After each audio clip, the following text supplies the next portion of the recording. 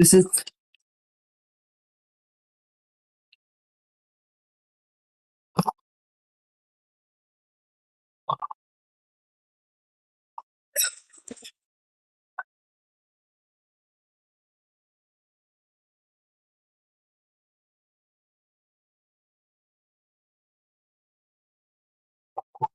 off. Hey, good morning, Emily. It's Gretchen. Oh, Hello. your mic is hot. I only Hi. because I was just doing that. Am I next? I was slurping my coffee Is and my everybody. mic on now? It is on now. Yep. Yes. Okay, wait a second. Hold on. Having technical difficulties this morning. So let's see.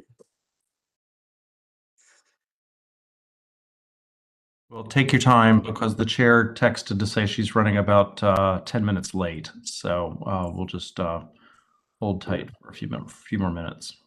I don't know where that email, it must have been in my spam, but I got it. It was like panic stricken here, like what? Then I couldn't get there's a password now. Oh my God.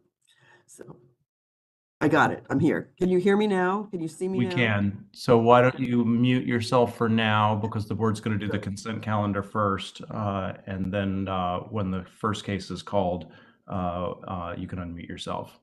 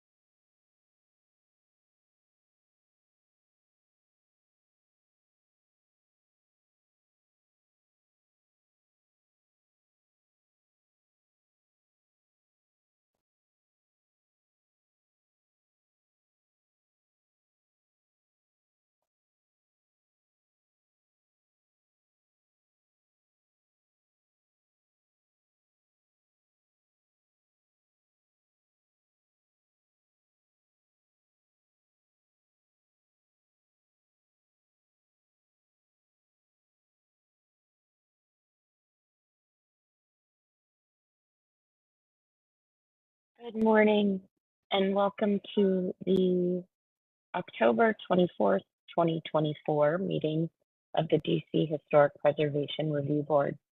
My name is Marnique Keith, the chair of the board. Public notice of this WebEx meeting and participation instructions have been emailed to the project applicants and the HPO mailing list and posted on the Office of Planning website. The meeting is live streamed and archived on the Office of Planning's YouTube channel. Please be aware that if you're watching on YouTube, you will not be able to provide testimony. Those wishing to provide testimony must register in advance and join via WebEx. I want to ask board members participating in today's meeting to turn on their cameras, and I'll do a roll call to identify who's present. Board Member Auerbach. Good morning. Board Member Auerbach is present. Good morning. Board Member Bell. Matt Bell present. Excellent. Board Member Marzola. Morning, present. Good morning. Board Member Miller is sick today and won't be joining us. Board Member Failer.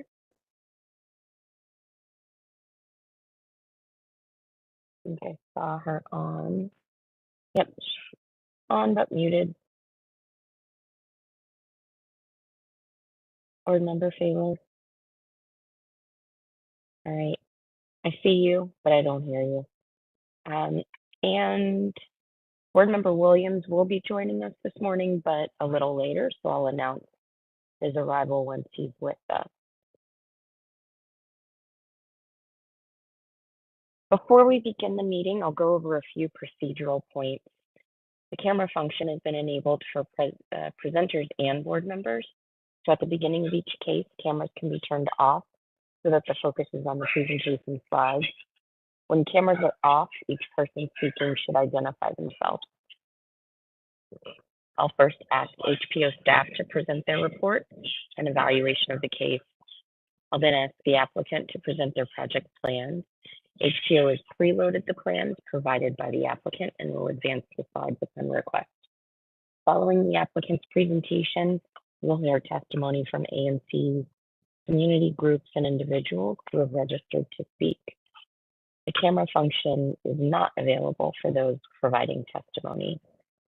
After all testimony has been presented and the board is ready to ask questions and deliberate, I'll ask board members, staff, and presenters to turn on their cameras. And once the board has finished deliberating and taken a vote on the project, cameras can then be turned off again for the next presentation. In accordance with the ANC Act, the Historic Preservation Review Board is committed to giving careful consideration to the community and ANC comments that we receive. Our regulations require us to give great weight to properly adopted written recommendations of ANC in the matters that come before us.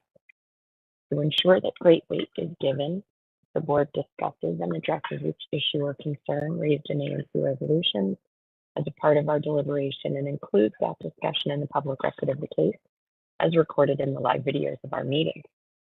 Following the meeting on the board's behalf, HPO archives the video recordings on the HPO website, keeping them accessible to the public. They prepare a written summary of the board's actions, which includes a report of our findings and conclusions on any issues and concerns raised in ANC resolutions, articulating with particularity and precision our reasons why the ANC did or did not offer persuasive advice, and then post the written record on the HPO website 1 week following the meeting, keeping it permanently accessible to the public. Before we begin, Steve, are there any changes to our consent calendar or full agenda? We do have one change on the consent calendar. Case number B, 1227 Independence Avenue, has been deferred at the request of the ANC. So we'll schedule that for the November meeting. Excellent. Thank you for that update. And no changes to the agenda. All right, great. The board members have comments on these cases. I do, Chair Heath. I have comments on A, D as in David, and E. Okay, you can go ahead. Did you have any comments on B, even though it's deferred? I did, but it was minor. Okay, and probably the deferral is going to address it. got it. Okay. Well, why don't you start with your comments on A? And you can keep going and then we'll see if others have comments. Okay. I would say I was surprised that these buildings weren't already on the register. And I think the nomination that was written was very thorough. I appreciated the discussion about the landscape surrounding the buildings, and there are two, well, three topics that I thought um, could have the potential to be strengthened, except for the fact that this is already in and under consideration. So I'm not going to fall on my sword for these, but I think there could have been a strengthening of the reference to the history of the evolution of the National Mall, especially because of the period when these buildings were built. There was a lot of reconfiguration and redevelopment of the mall because the mall was converting from being the home for a lot of buildings during the war to what we know it to be now, and the planning was happening for that. So more if there was any relationship between those, and I think there was, along Independence Avenue, more information on that. And then I am also not going to fall on my sword for this, but I think of these buildings more as a strip classical style than international style, in part because I think of international style slightly different in terms of the proportion, and I think that the buildings have more of a relationship to the strip classical style. But I am also not going to fall on my sword for that either.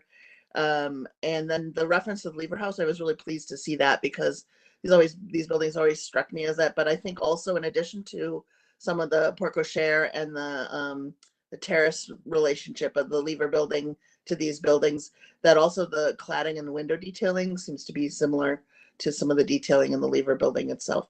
But all in all, it's just those additional comments that I thought. But I am fully in support of the nomination and think it was very thorough and well organized and done as a nomination. And I agree with both the DC, and I know we don't have any purview over the National Park Service Register categories, but I agree with both of those categories. So that's my comments on A. Okay, great. Then on Keep going. D, which is 3429, 34th Street, right? Yes. I just wanted to note that ask the staff to, if they haven't already, to coordinate with the comment from the ARC about the bay window and the detailing of the bay window. Again, I'm in favor of it. I would propose to approve it, of course, but just to dot the I on that, I think would be appropriate, because I agree with some of the comments that were made by CHPS on that. And then the last is 1825 S Street with the upper level addition. On that one, it's not clear to me exactly where the flag test was taken, if it was at the top of the building, back at the deck. There's a section that shows there are 3 locations where it could have potentially been held. But I would like to ask the staff, before it gets approved, to verify the forwardmost part of the roof where there's a soffit that's proposed, because after being there and looking up at the site, I think that piece, as it projects forward, could be visible. And unless I can confirm that it won't be visible, I would recommend that if they should do a flag test for that piece to confirm it's not visible from the public right of way and from the street, walking along the street. And if it is, I think they easily could just remove it. I don't think they need it as a part of the building itself. I get, if you're going in and out and it starts to rain, I don't know why you'd be out on your deck if it was going to start to rain, but I don't think it needs to be there. If that makes sense. Yeah. I hope that wasn't too rambly, Steve. I don't know if that makes sense for staff comments. It was clear to me. Okay. And that's it. Thank you, Chair.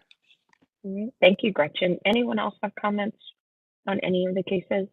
Yeah, Chair Heath, I had just maybe a technical question on letter A. And this doesn't necessarily have to be addressed right now. I just got me thinking in reviewing this, I think there's a little bit of inconsistency in the staff report regarding the property. It's kind of alternately described as a single landmark and as two landmarks. And I guess I'm just wondering kind of if this is being listed in the National Register as a kind of quote unquote building, yet it's clearly two separate buildings on two separate parcels. You know, maybe for our purview, it doesn't matter so much since we're not going to be reviewing permits for this property once it's listed. But I'm wondering kind of as a matter of precedent in future, because there are separate notice and time requirements for landmarks and districts in the district, kind of what that threshold is. If a future applicant were to try to sneak, multiple property, multiple building, landmark application under as a landmark versus under a district, like what that threshold might be. So again, that just got me thinking. I don't know that it's necessarily pertinent for the discussion of this current landmark that we're voting on, but might be interesting to get some feedback on from the staff on that. That's interesting, Bill. I thought about it as two buildings, two parcels, one landmark. That's how I thought about it, but that's how it's written anyway. Yeah, and again, I don't know that it necessarily matters, but just a question. Mm-hmm. All right. Thanks, Bill, for posing that. Anyone else? All right. Then I will make a motion that we approve cases A, C, D, and E with the comments that have been made by the board today, and ask for a second. I'll second. Anyone any further discussion? Sorry. If not, all those in favor signify by saying aye. Aye. Aye. Aye. Anyone opposed? The motion carries. We're ready to proceed with our first application of the day, which is a landmark designation hearing. Good morning. Yeah, this is Steve. I'm Okay. pitch hitting for Kim Williams, who's out of the country, but was our staff reviewer for these two nominations. Trace Rees and the DC Preservation League are going to present the bulk of the research that they've done.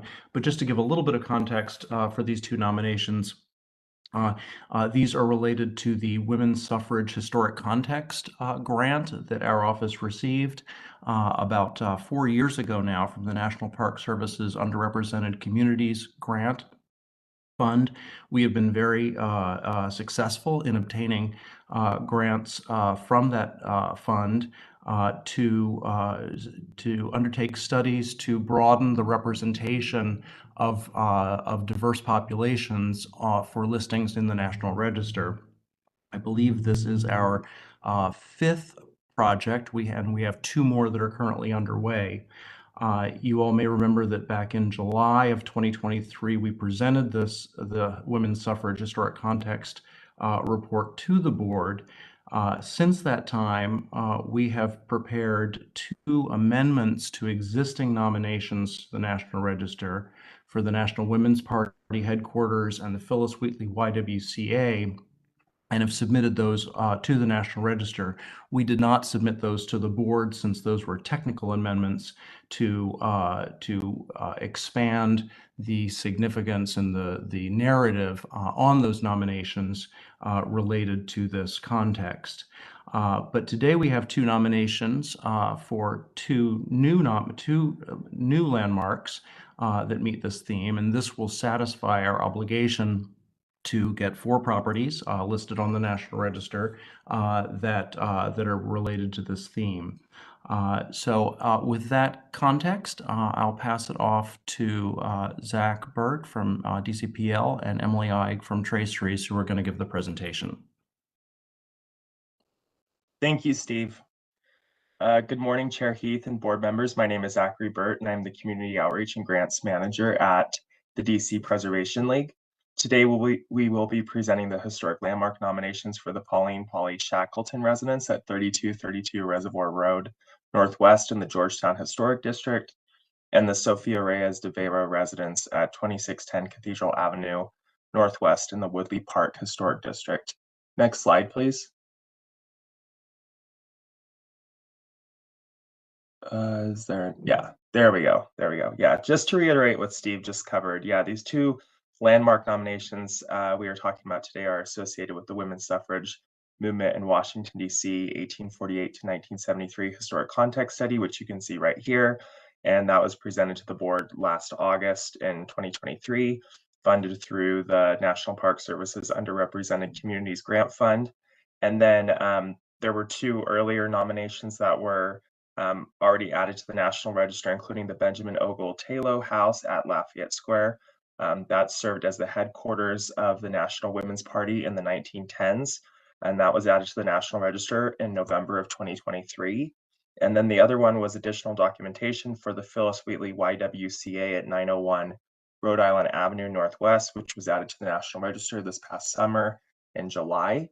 And then finally, I would like to just note that on September 30th, 2024, ANC2E voted in support of the Shackleton residence nomination, which we're really happy about. So now I'm going to turn it over to Emily Eig of Traceries, who will present the nominations.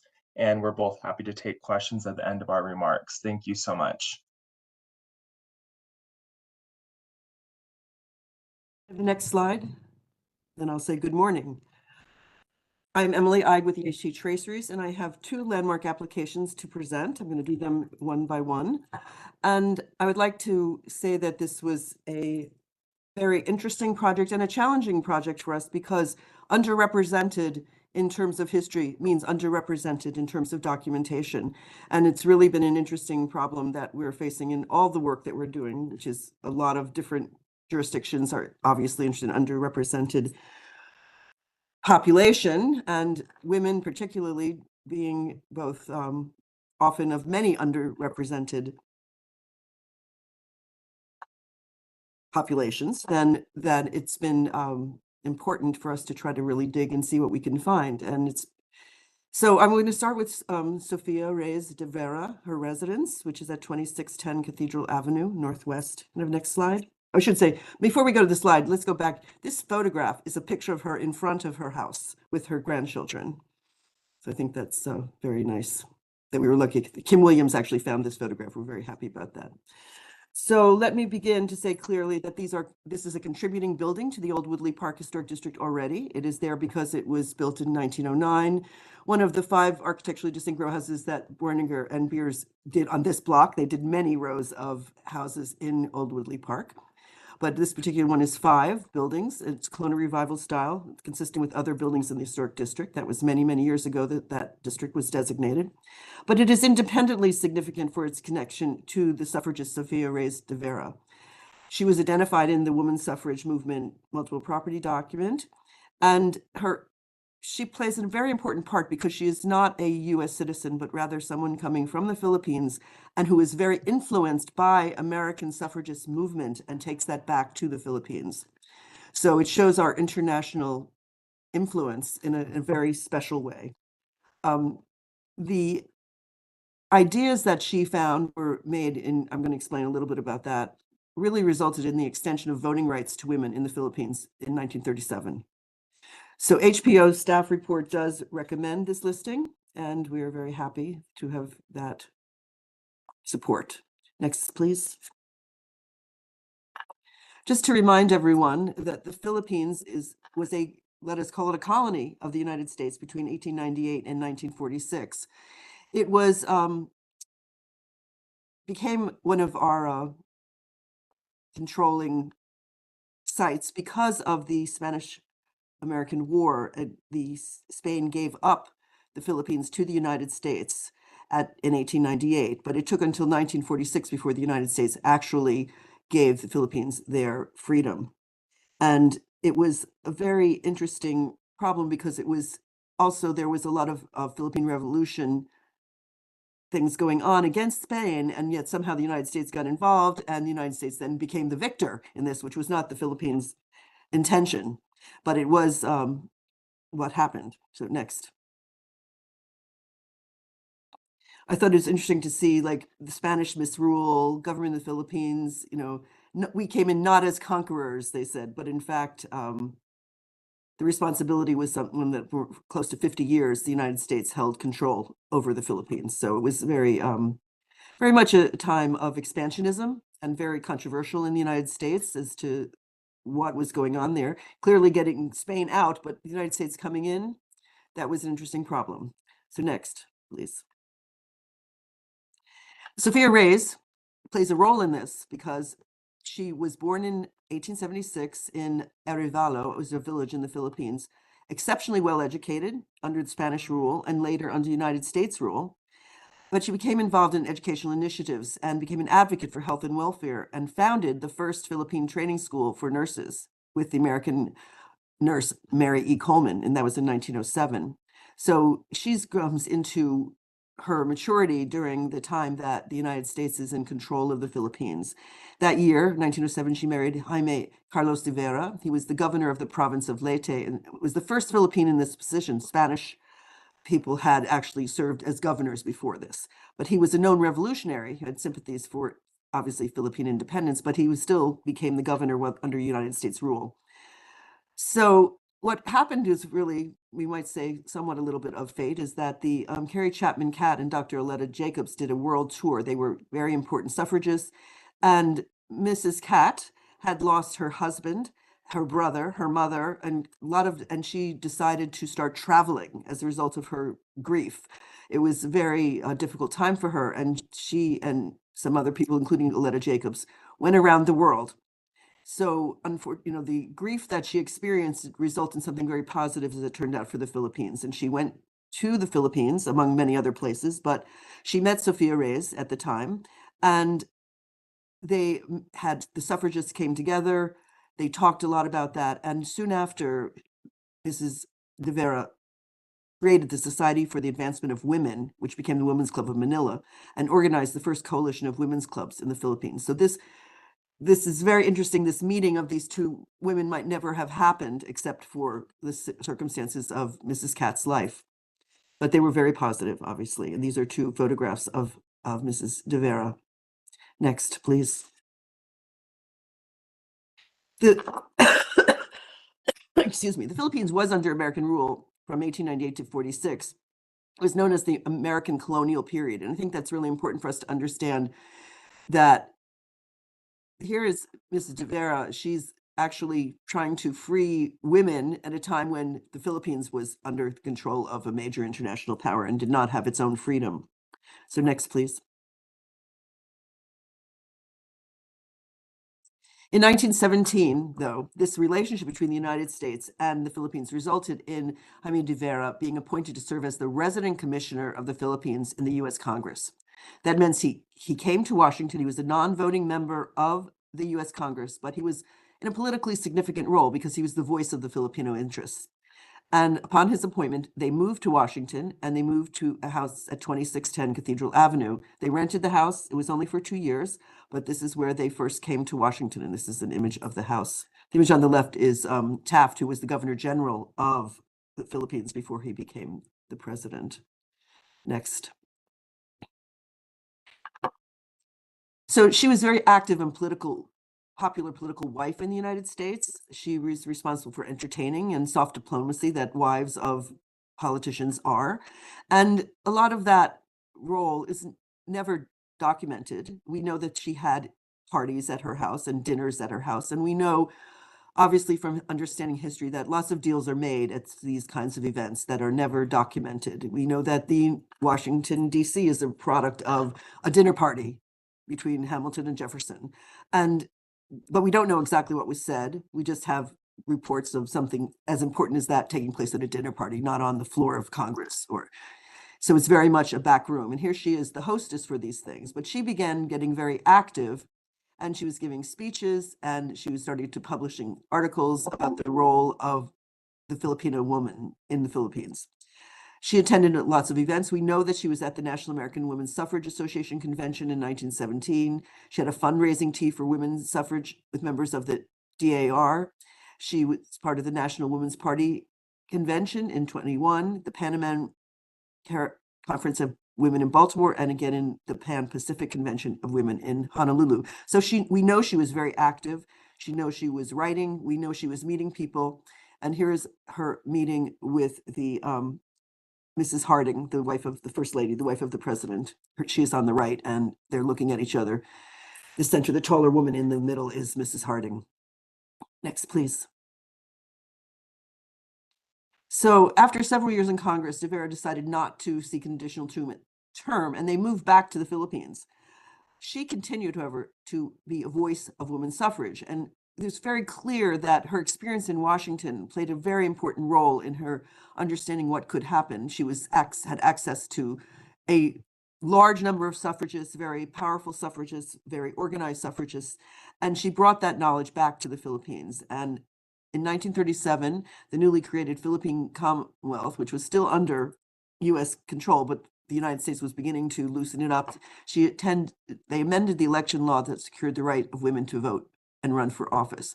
And she was one of the women present when that bill was signed into law. So you know that she had an important role. She died in 1953 at the age of 76, and she received accolades from presidents, religious leaders, and journalists alike for her service. And there's a statue in the upper right-hand side that is in her hometown. The picture on the bottom right is a picture of her hometown at that time, Iloilo City, and their statue is now in that city, recognizing her contribution to freedom for women in the Philippines. Next, please. Now, she only lived in the house for 2 years. She moved to another house, but that house has been demolished. So this is the only place that Mrs. De Vera lived in when she was in Washington, D.C. that is extant. It is already as a part of the Woodley Park Historic District, but we believe it meets criterion C for individuals in DC and National Register criterion B for association with Sofia Reyes de Vera. It is important because it's the only place that she has association with that is extant in the United States. It is intact to the period that she was living there, which is always very special when we have a residence that has the level of intactness that this one does. And we believe that she definitely deserves recognition for her important role in spreading the word of how to achieve freedom for women in other places as influenced by the United States. So next, please. So we hope that you'll support our request to designate the residence at 2610 Cathedral Avenue as an individual landmark to meet DC criteria C and criterion B for the National Register. Steve, I don't know, do you want for me to proceed with the next one, or do you want any questions for this? Why don't you go on and do the second presentation, and the board can consider them individually. Perfect. Okay, that works for me. Okay, let us go to the next slide. Now, coming from the early part of the century and the common knowledge of international representation of the United States, we come to DC, which is not even represented in our own country fairly. So this nomination is for the Pauline, which Polly was how she knew, Shackleton residence. And I don't know about any of you, but I actually knew Polly Shackleton. I was a very young woman when she was in the city council, and she certainly had a very fine reputation for her very strong views and her ability to get things done. And she was always part of behind the scene until she was elected to the city council. But it was interesting because we know that Kim Williams presented these to the National Register to make sure that everything was good in terms of these, because of the issue of this very little representation of these people. These are not well-known people, but the Register didn't understand how important Polly Shackleton was. And it was clearly they did not live in Washington, D.C. And how someone like her fighting for women's rights, fighting for the rights of the underrepresented community herself, needed to be represented. So if I can go to the next stage, they changed their mind after we talked to them. But at any rate, I think that it's important to know that this challenge of getting people who play such important roles to come up to the surface instead of being below the surface is a challenge, a big challenge. So 3232 Reservoir Road is a contributing building to the Georgetown Historic District already, just as the Cathedral Avenue house was. It was built in 1940 for Colonel Lester and Mrs. Baker. Interestingly, it was designed by Gertrude Sawyer, who was a woman architect. She lived across the street, and she actually built 3 houses next to this house later on as the developer / architect years later. So it was actually a freestanding house originally, but she intended for it, she designed it and intended it for it to be expanded with 3 more houses into a row. So it reads as a row house today, even though it is freestanding in structure. It represents the mid to late 20th century attempt. They wanted to evoke the feeling of old Georgetown. They were looking to the past at this time. Very much this, the United States was very much in the preservation movement looking towards its past. It was really the blossoming of preservation from the 30s when the National Historic Sites legislation went in, to then 1966 with the National Historic Preservation Act went in, until all the things that we've been doing since then. But it was very much a time of looking back and appreciating how we became a nation. It's associated with her, Polly Ehrlich Shackleton, in the women's suffrage movement documentation, and HPO does, of course, support this designation. Next, please. So she was a pioneering woman of the time and an inimitable advocate for DC residents. She was born in Boston. She came to Washington as a volunteer in a political campaign and decided to stay in Washington in 1939. She found work with several government entities, got married, and continued to engage in politics on both the local and national levels. Over the years, she volunteered for organizations such as the Democratic National Convention in the women's division of that, the Washington Urban League, campaigns for presidential candidates, and various other grassroots and neighborhood organizations where she was sometimes a member of their boards. She was first elected to a position in 1956 after Congress passed the 1955 election law that allowed DC residents to vote for political party officials. Remember, we couldn't even vote for who was on our council at that time. In 56, the act was put into effect for the first time, and she was elected as a delegate to the Democratic National Convention. In 1960, Congress passed the 23rd Amendment that allowed DC residents to vote for president and the vice president. However, it wouldn't be until 1964 when the states would ratify the amendment. It took 4 years, which is not surprising in amendments, but still kind of shocking that something like that would be held for 4 years. Undaunted, she organized voter registration drives, breakfasts, public parades in order to encourage local voter and civic participation. You can see these photographs of her in action. Next, please.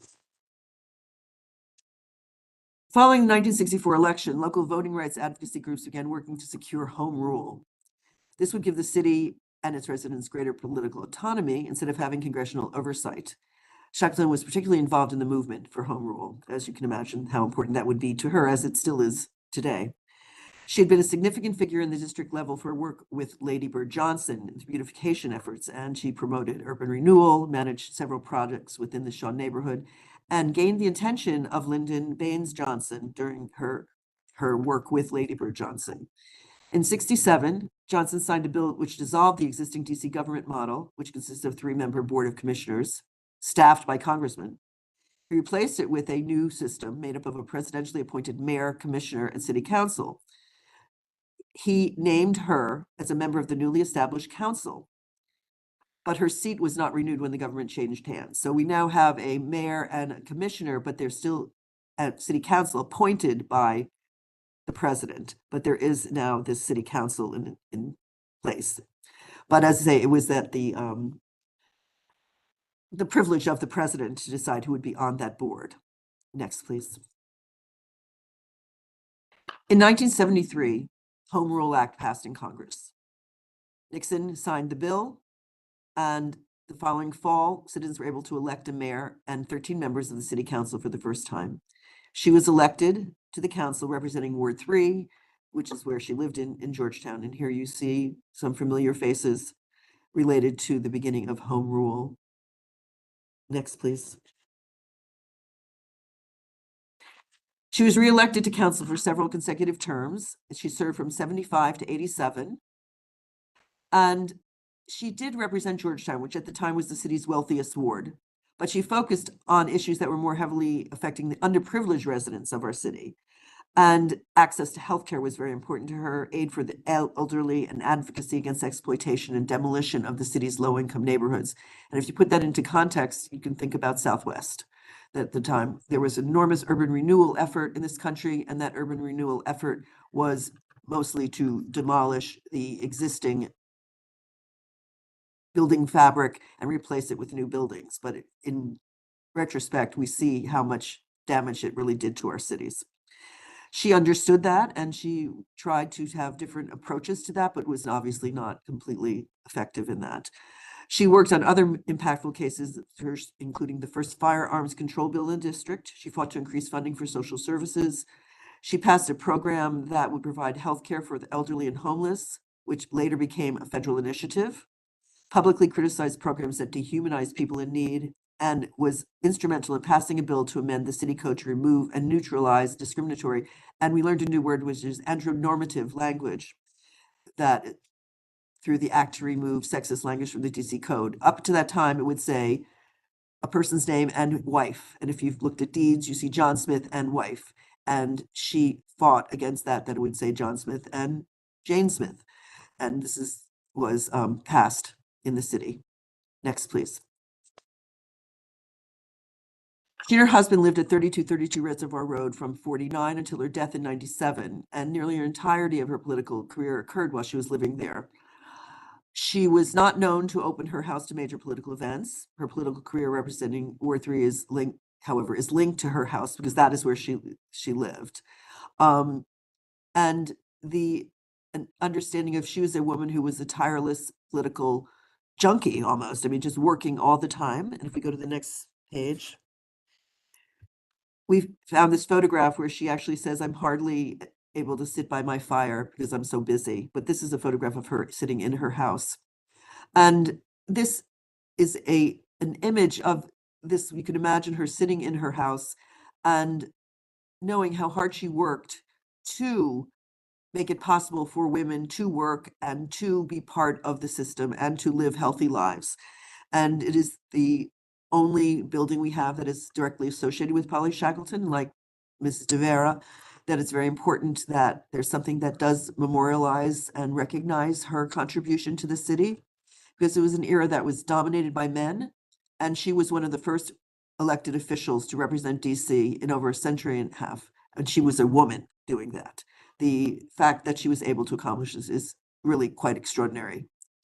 So the period of significance from 49 to 97 is what you have in front of you, but it's been suggested by the National Register that we change it to 67 to 87 when she retired from her position as council member. So it would go from when she was the presidential appointee by Johnson to her last term as DC council member. We have no problem with that. We think it's her political role that is what is so very important about her.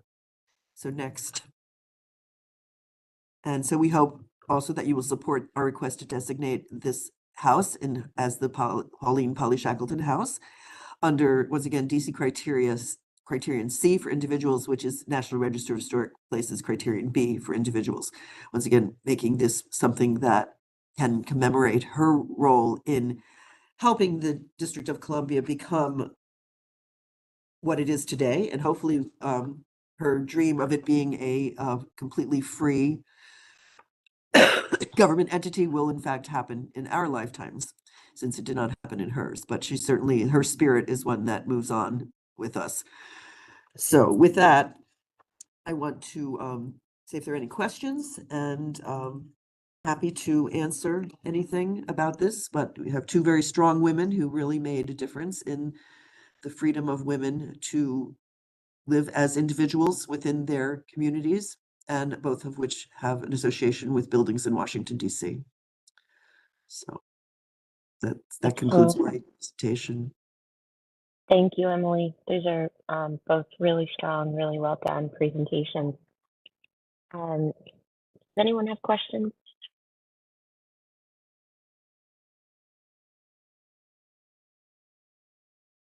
I do, Chair Heath. I just have a quick question on Sure. the application for Reyes de Vera's. Where is the other location, Emily, that she lived? Do you know? we do know where she lived. I can't remember where it is. It is not standing anymore. It was Mm-hmm. demolished. Mhm. And I'm sorry, it's in the nomination, but I cannot remember the name. I was trying to search for it, but I couldn't find it. Yeah, I'm pretty sure it's listed in there. It's on Um, Connecticut. I just don't remember the number. Thank you. Thank you, Zach. Yeah.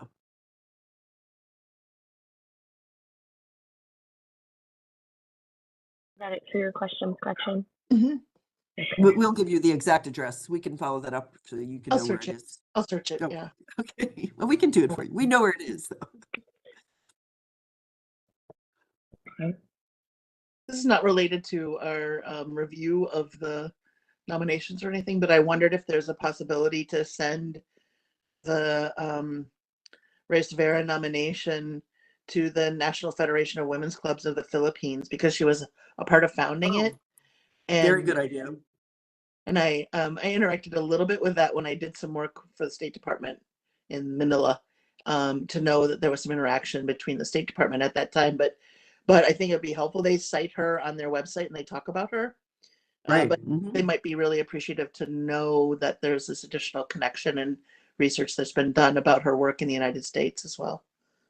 I think that's a wonderful idea. We will definitely make sure that happens. Yeah, definitely agreed. I just want to say, I think these are excellent nominations and really important to the history of the city, particularly the 20th century history relative to, suffrage and independence for DC. Very, very important. And we should note that your current chair is the first woman chair of HPRB also, right? Is that right? No, that's wrong. No. Gretchen. Gretchen. Gretchen. Yeah. No, actually, Wasn't Catherine Buell? Catherine Catherine Buell. Buell too, right? And Catherine Catherine, Buell. Catherine was before Gretchen, that's right. She was Catherine Buell. So That's I'm old sorry. news, I'm Emily. sorry, never Right. mind. I'm really out of touch here, Well, I'm glad we have 3 women who did it. In my career, it's a very small blip in all the men that were always in charge. Yes, understandable. Yeah, all right. I'll just add, Chair Heath, if I could, and thanks, Emily, for the great presentation. It's good to see you. I think after reading the, excuse me, the nomination for the first case, the De Vera residence, I struggled a little bit, I'll confess, with the kind of brevity of that residence there, and fully understanding kind of the scope of the significance of this person, of this woman in DC history and American history. And I think your presentation was really illuminating in how closely the kind of American influence in the Philippines at this time was felt. So thank you for making that connection clear to me. And I think this and the second nomination are both really great and well developed. So thank you. Bill, we struggled with that as well. It was very, very, and the idea that at least the other building wasn't standing, but then it was thinking about how influential she was and how she would not have been as strong if she hadn't been in Washington during that period Yeah. to be able to do what she did in the Philippines. So thank you for recognizing that. Yeah, absolutely. Thank you. All right, anyone else? All right, if not, I will make a motion that we approve both resignation submissions and ask for a second. Second. All right, I have Matt Bowers second.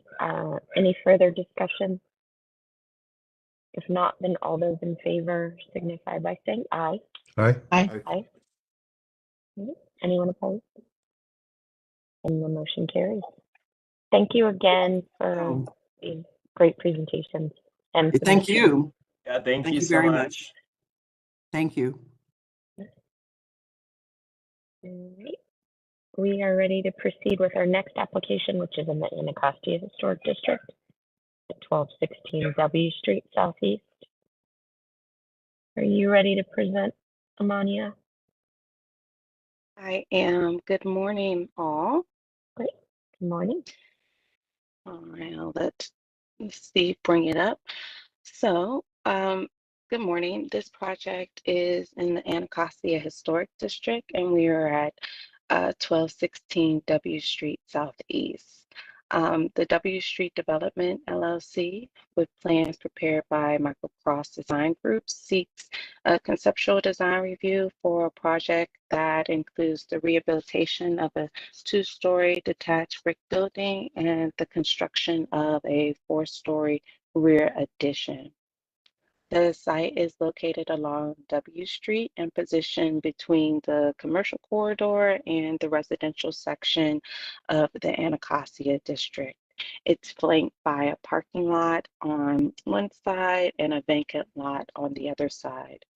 The building stands as one of a few detached brick residential to commercial structures remaining in the historic district. It was designed in 1927 by J.F. Mills for a prominent Anacostia businessman. The two-story building features a raised basement and a mansard roof, and its facade is distinguished by an ornate entryway and accessed by a concrete and brick stairway leading to the main door. The brickwork features simple soldier courses above the window sills and along the retaining wall.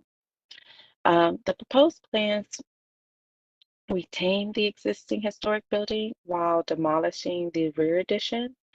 The main body of the new addition will be set back from the main block of the house, approximately 32 feet from the front facade. The third-story addition will extend 5 feet onto the roof of the historic of the historic structure.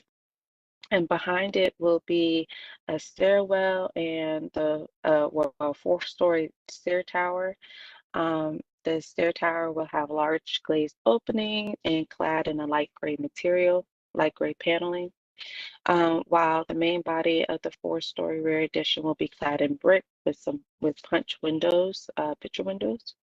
The primary entrance to the new addition will be located along the side yard, allowing for discrete access, and the house will be restored back to its historically appropriate windows, doors, and roof shingling. While reviewing additions, the board has frequently cited the principle of that the addition should be subordinate to the building. In instances where the context supports it, the board has found the additions that are larger than the buildings to which they're attached to be compatible if it can be or convincingly appear as a separate building. The guidelines state that while addition doesn't necessarily need to be exactly the same height as the existing building, it should be designed to be compatible to the existing heights of its neighbors and of the existing building. The current height of the addition is a few feet taller than the adjacent large commercial building on Martin Luther King Avenue. So beside the building is a four-story commercial building, and actually the board approved a two-story building behind this lot as well, commercial building or residential apartment building.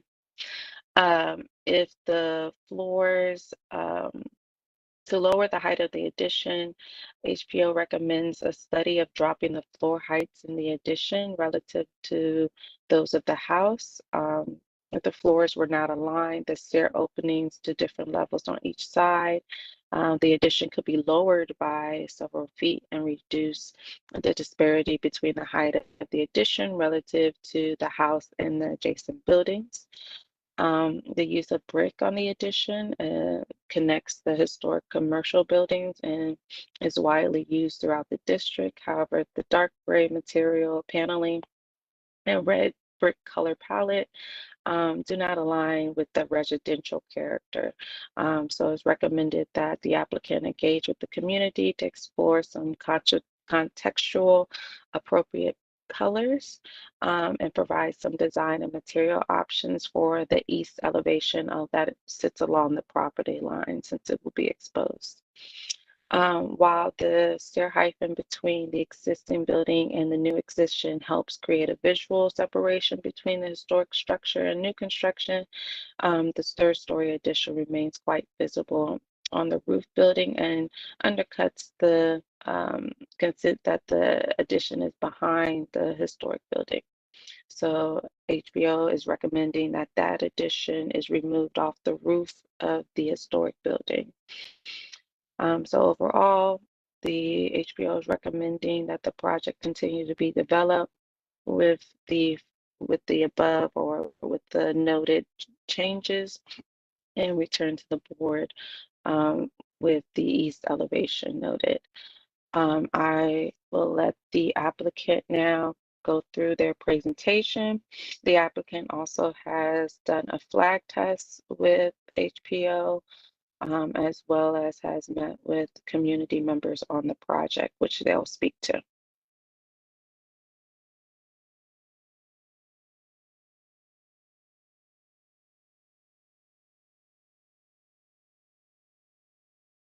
The applicant, oh, there you are. Yeah, Good sorry, I didn't Okay. know if it was my turn to speak, but my name is Michael Cross. I'm the principal architect on this job. I'm joined here today by the project designer, Garima Gupta, as well as our project coordinator, Elizabeth Stewart.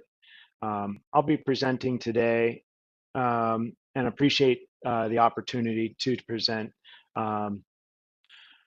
for the project located at 1216 W Street Northeast, or sorry, Southeast. As mentioned, it is in the Anacostia Historic District. It is also located in the MU7B zone, which is a very dense zone. The existing two-story commercial building is proposed to remain. We're proposing a four-story rear addition and to convert the existing building into a mixed-use building that will maintain office space as well as add a total of 5 residential units. All residential units will be 2-bedroom, 1-bath, and the proposed volumes, the volume and its use is designed to be matter of right as allowed in the NU7B zone, and obviously maintaining the existing structure in the front. Can we go to the next slide, please? This is an existing front and rear elevation of the property. As mentioned in the OP report, we're proposing to maintain the original masonry structure and remove the rear stick frame structure that you see in the images on the screen. Next photo, next slide. So this slide provides some context of where the site sits. As mentioned, it is right along the MLK commercial corridor, as indicated by its MU7B zoning designation. It sits directly behind the property at 2100 Martin Luther King, which is the large mass that you see in all of the aerial photos. And our addition would effectively be directly behind it relative to Martin Luther King Jr. Avenue. Next slide, please.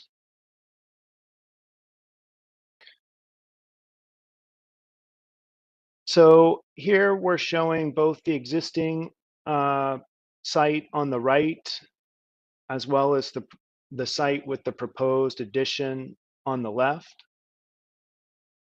As you can see, we're maintaining the existing historical structure in the front, removing the rear addition, and adding the proposed 4-story mass at the rear of the property, which you can see generally aligns with that building off to the left-hand side of each diagram, which is 2100 MLK. Next slide, please. These are some of the floor plans on the right. starting on the right, we've got the cellar plan. The cellar will be underpinned to accommodate the proposed office use under the existing building. This space will have 2 means of egress. The first floor will have an office space in the front and a 2-bedroom, 1-bath residential unit in the rear addition. Those floors do align. You can see that the intermediate diagram here is grade. The entrance is down on grade, but the floors aligning with the original building sit a few feet above.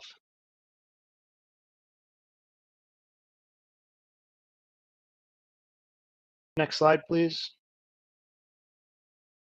The second floor has 2 units, one in the front within the original building and one in the rear. Both will be accessible through the new stair proposed in the middle of the new structure.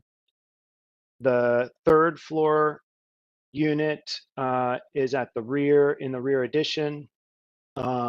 And on that floor, there is a small foyer which leads up to the 4th floor unit above. You can, next slide, please. The upper floor shown here is the same layout as the floors below, 2-bedroom, 1-bath, but this one also has a small outdoor space over that 3rd-story volume below. Next slide, please. In working with OP, we have reduced the massing of the 3rd floor addition, as well as the stair core. The current addition is proposed to be set back 32 feet from the front facade, greatly reducing the visibility from the public right of way. As you can see here, the 4-story mass is located well at the rear of the property behind the 4-story building of 2100 MLK. Next slide, please.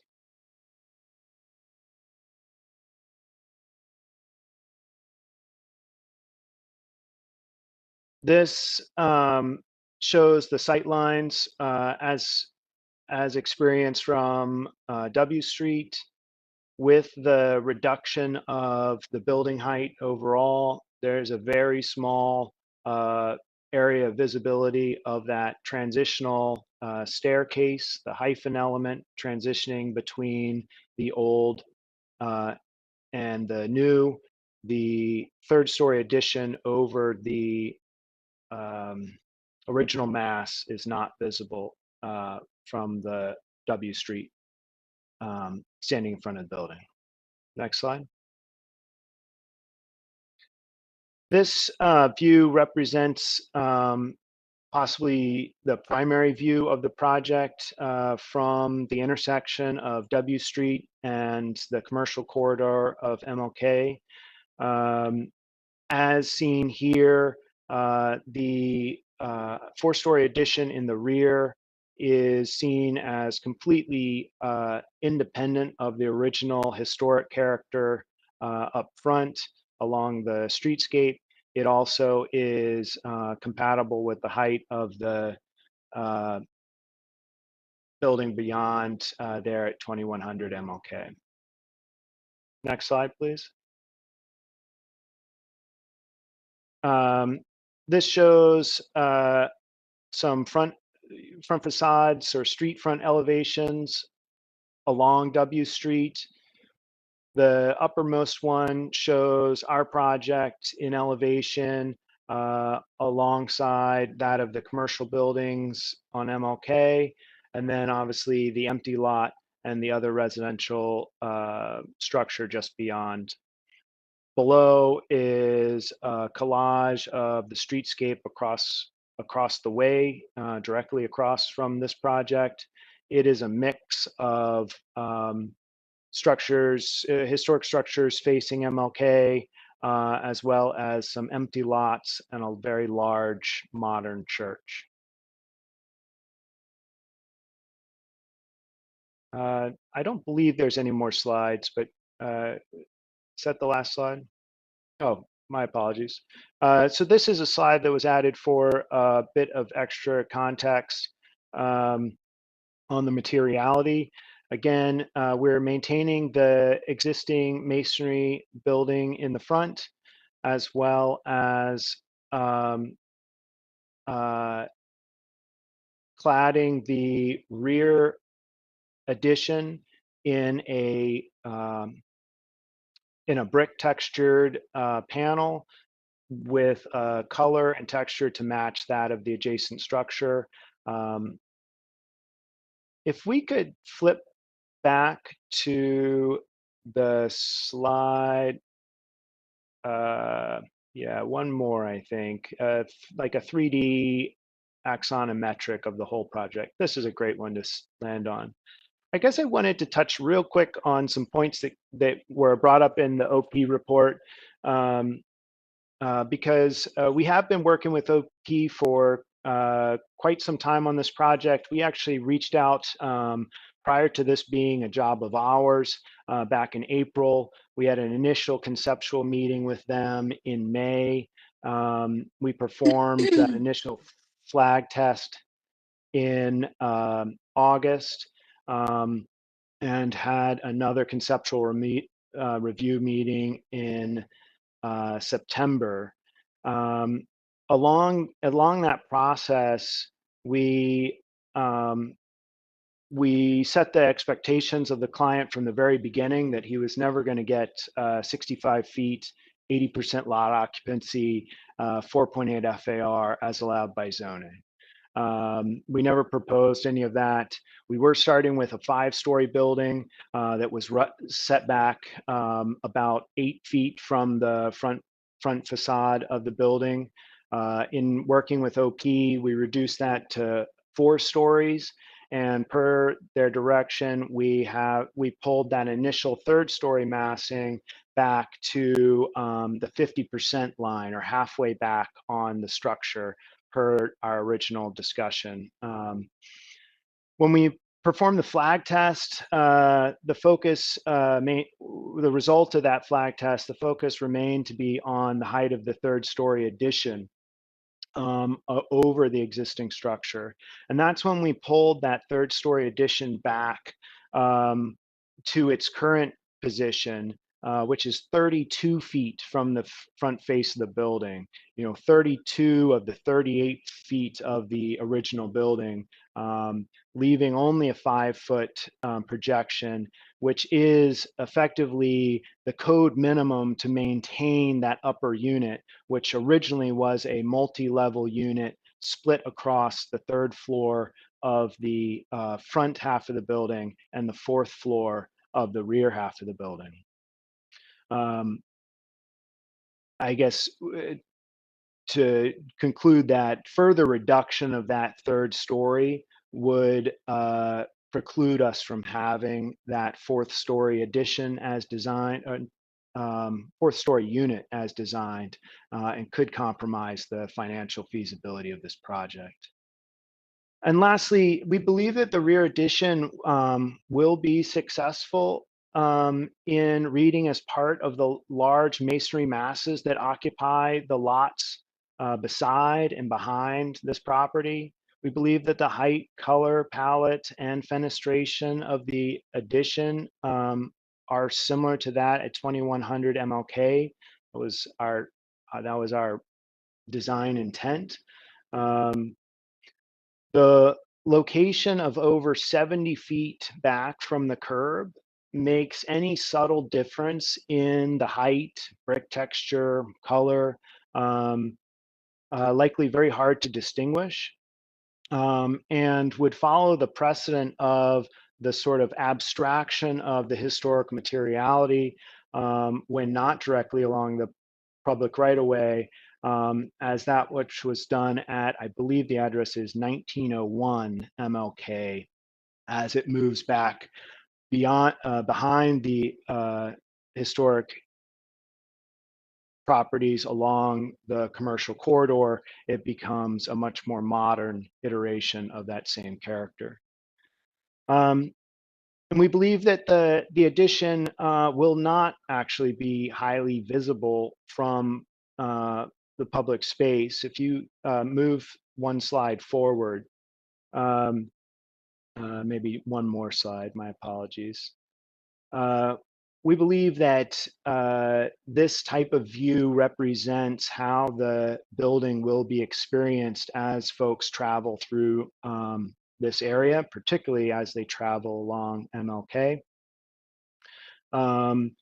And that any evaluation of the visibility of the project from the east, where there's currently a empty lot,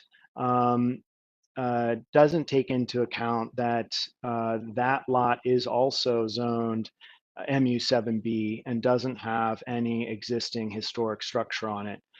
So the development would very likely obscure any addition that we've done at this property. With that, I again thank you for all the time and continued support, and ready to answer any questions that you might have. All right, thank you. The board members have any questions? Sure, Heath, yeah. Go ahead, Gretchen. My first question is for Amania, for staff. Do you know if there's, I know we looked, I believe it was, what, 12, is it, on V Street? Was it 1221 V Street? We looked at something similar, right? We had a lower building with a taller building. Is there any progress that you know about on that project? I looked and there doesn't seem to be any permit or anything pulled for it. The legacy, I want to say the legacy apartments behind this lot right here was a two-story On V Street, on 1221 on V, V. on the other corner behind the Bank of America building.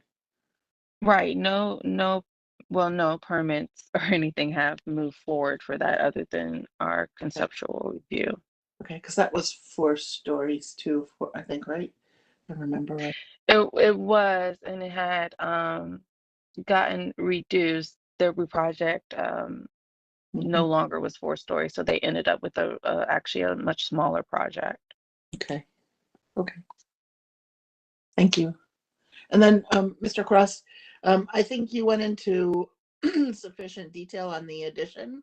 But Steve, would you mind if we went to slide number 3 that shows the site plan? As per, one more forward. Yeah, there.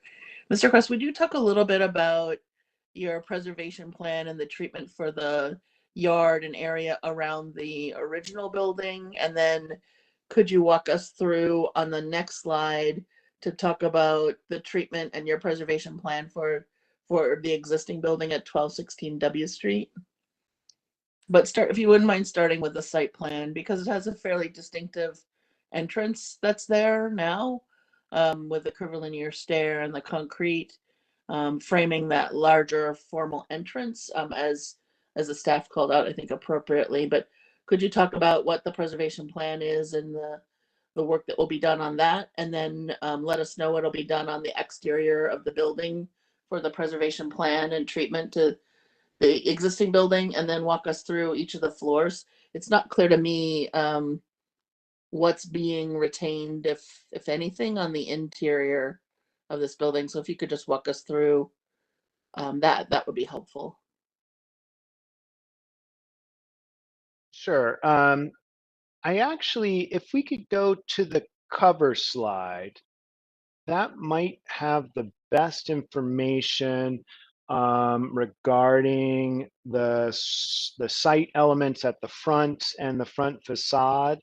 We plan on maintaining all of those features and restoring them.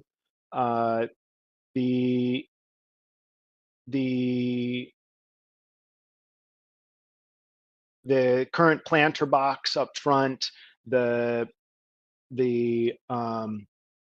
sort of sweeping entry stair, the current masonry stoop, and the small raised side yard are all going to be maintained. The existing windows are all going to be replaced in like kind. The only thing we are proposing to remove on this building, if Sorry, we what go does to that the mean, like kind? Because what's there probably is not historically appropriate. So, yeah. So we would replace them with historically acceptable windows. We typically are looking at wood clad windows or clad wood windows in most applications here. But we would with work with one staff to over get that one or correct, 1/1. oh, And we can go to the next slide. I believe is but are you the sure that it was 1/1 originally on that facade? No, you're not sure. I'm not sure. No, it's And then it's could you go currently back to the front 1/1. elevation again and then talk about the mansard where you Yeah. say as required, so repair as required. Like, will it be asphalt shingles there again, or and then will the side were you restoring the those parapet walls on either side of the mansard? Right now, we need a good amount of repointing and work from just what I saw when I was on site. So, Yeah. if you could, if you're not more specific now, I will be asking staff to work with you to be very specific about restoring this building. Yeah, I appreciate that. And yes, there is a great bit of repair that needs to be done in certain elements. As you point out, one of those little parapet or decorative parapet features there along the mansard has some damage to it and will need to be recreated. All of that is proposed to be restored to match the original. The parapet, the mansard, we're suggesting needs to be repaired because it too is, visibly in disrepair. There's weathered wood visible underneath the structure. In terms of its roofing material, again, we'd work with staff on that. I think we'd propose some sort of at least slate look, likely not an asphalt shingle. And then how does the water drainage work on that? I was trying to figure it out. I didn't see any kind of leader. So water's just sheeting off that mansard roof, and you hope when you're standing at your front door that it doesn't sheet off on you while it's raining, or is there a gutter or a leader somewhere? Currently, there is no gutter. Nothing. Yeah. Yeah. And then you're showing on the parapet walls, which isn't there now, that the capstone is a dark color, and then the trim around the door, of course, is dark. Right now, it's not. But are you proposing to have that as an accent trim? And then does that continue all the way back along the length of the brick building? Because that entire sidewall really has a lot of deterioration at the top. It hasn't had protective or pointing done in a long time, it looks like. And so That's right. very good Yeah, shape. I think we were proposing a darker cap flashing there along the entire top edge of the masonry wall. As you point out, the existing wall is missing some of that cap flashing, and there is some degradation of the masonry below. And the existing building is painted sort of a neutral white, as is the other building down the street. So we are proposing to keep it a similar sort of neutral white tone. Mhm. And all the meters currently come into that side of the building. It looks like from your site plan, you're proposing just to put a larger meter bank along that side in that walkway area. That's right. In a similar location on the side of the building behind the front facade, which would be within a fenced area, we are proposing the new expanded meter stack. Okay. And then would you mind going to the floor plans? Maybe the demo plans might be the easiest. Steve, in my packet, it's slide 14. I don't know if it's the same for you. I understand that the addition is being demolished. I couldn't get up, I can't get up to see what the condition of the roof is, but I'm assuming if that sidewall is in bad shape, that the roof and roof framing is not in good shape either. And although flashing for the roof is probably not in good shape, so probably a lot of rebuild happening on the roof with some of the roof structure as well. But I also wasn't on the inside, so I don't know what the interior is like, if the stair is the original stair or if there are other elements. It looks like the span goes partway between some columns that run through the middle of the building. But I wondered if you could just walk through what's being retained or not on the interior of the building too. Yeah, so we're going to try to maintain the first and second floor plates as much as possible. There will be a stair opening that leads to the cellar, which will largely be in the same location, but may need to be expanded slightly to meet modern codes.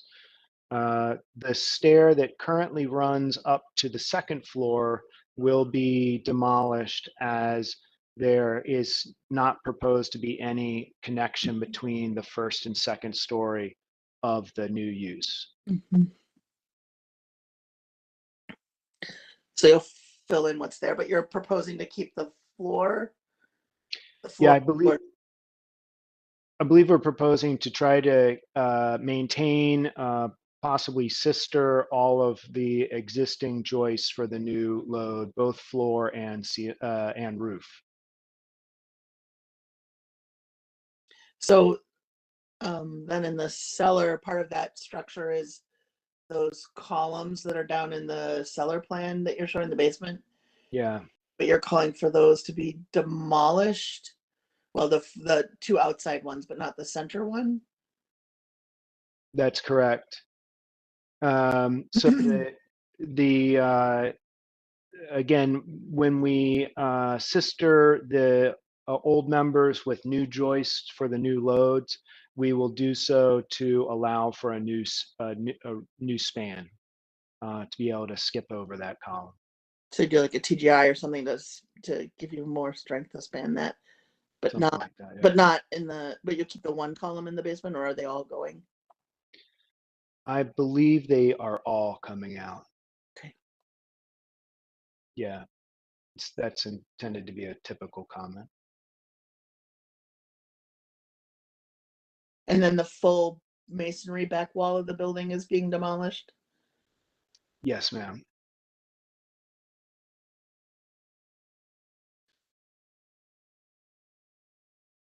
It's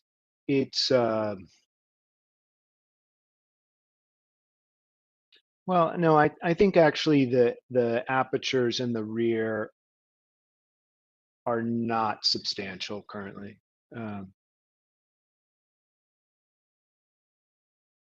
But yes, we're proposing to take it out.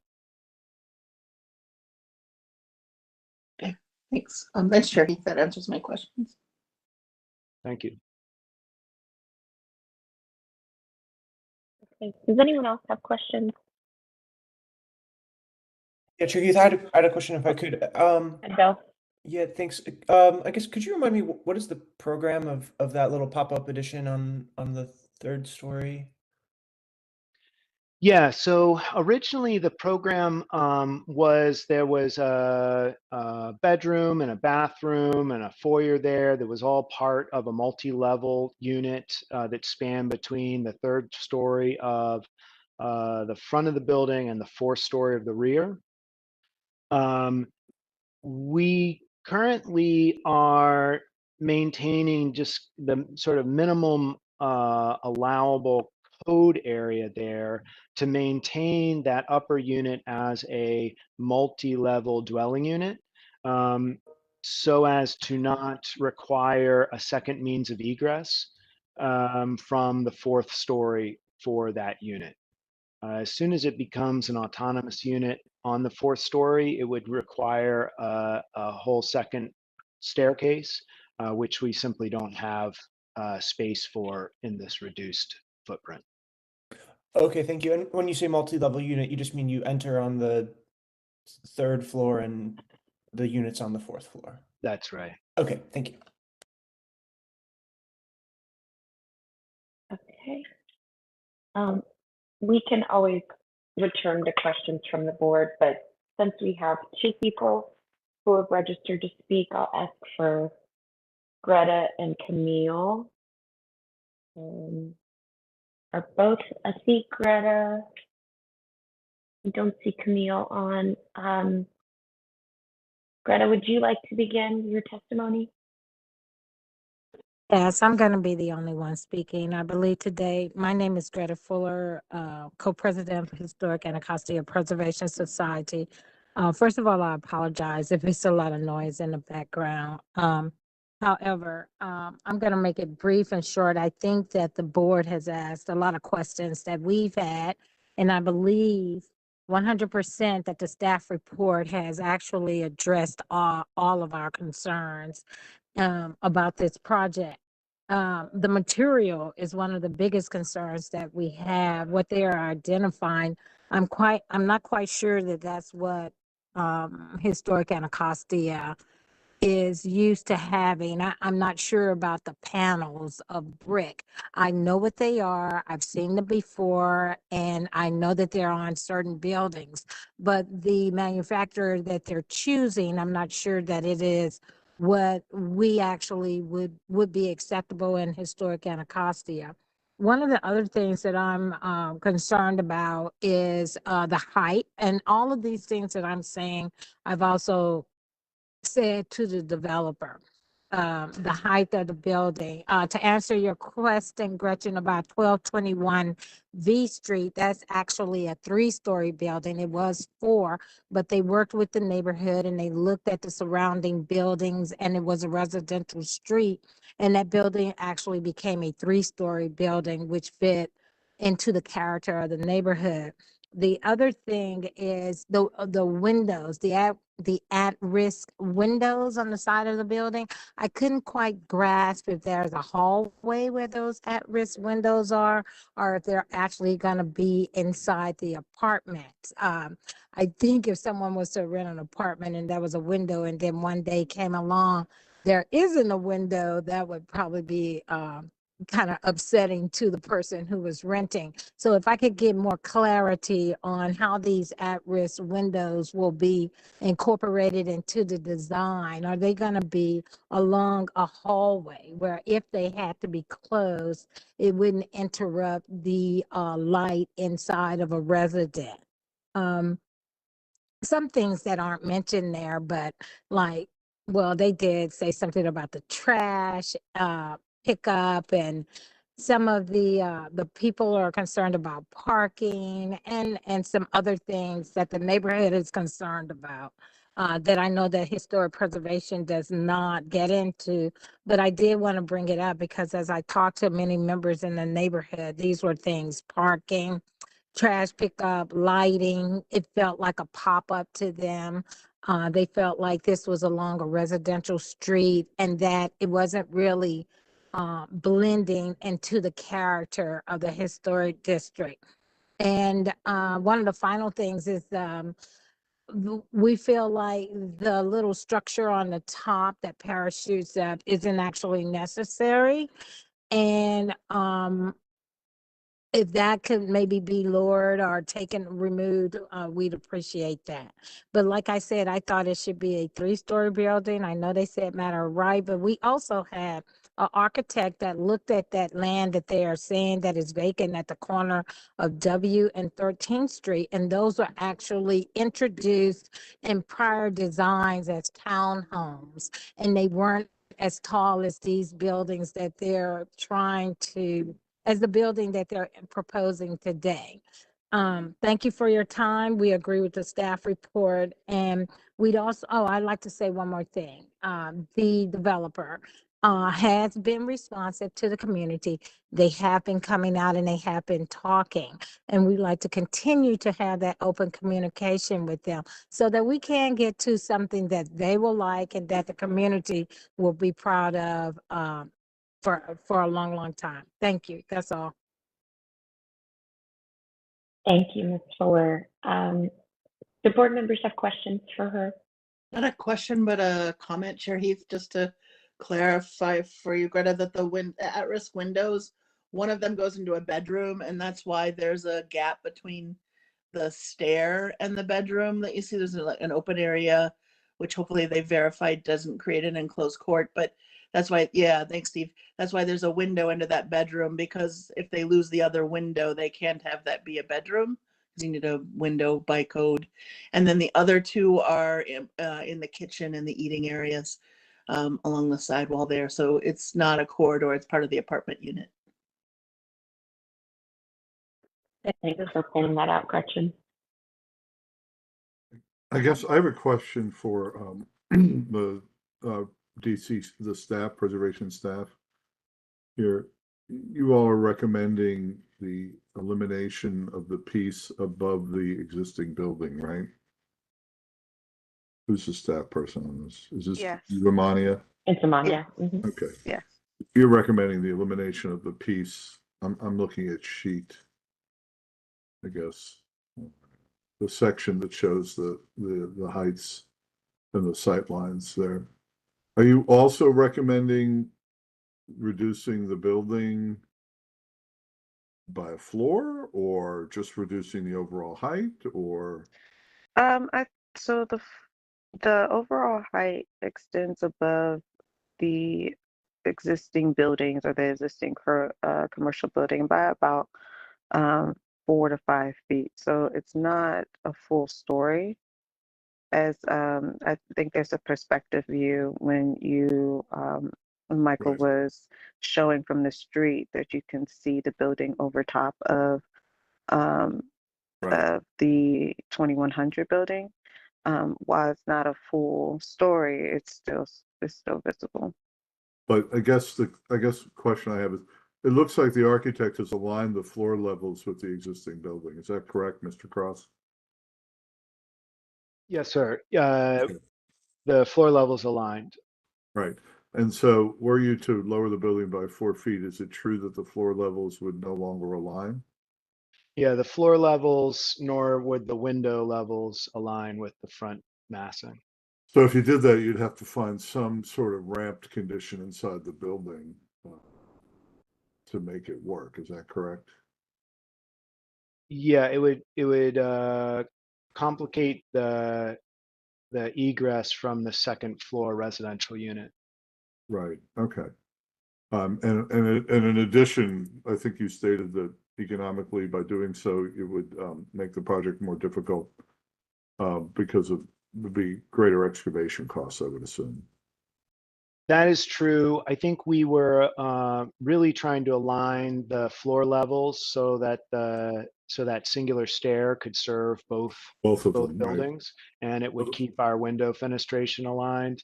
The Right. financial viability really comes with the complete elimination of any third story mass over the existing building, as Gotcha. that could eliminate the viability of that uppermost unit. Okay.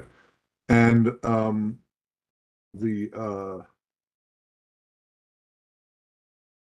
right, and that front piece is really all stair, isn't it?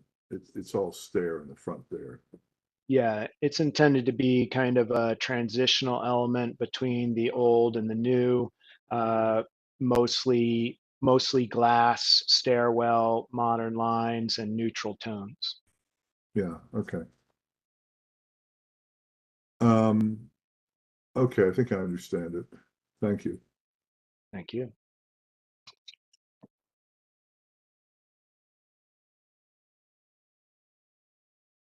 All right. Any other questions from board members?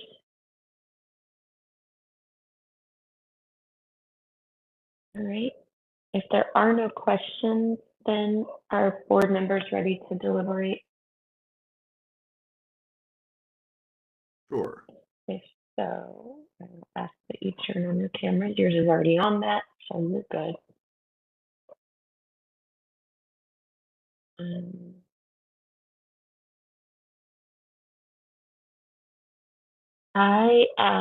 I'll just start by saying I am in agreement with the staff and HAP.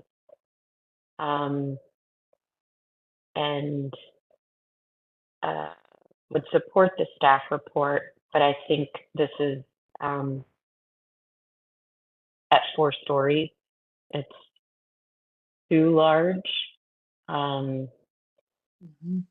I would support 3 and the removal of that little hat on top of the rear building, even if it goes down to 3. I don't understand that hat. I don't know if Yeah, me either. I don't know what that's solving, to tell you the truth. yeah.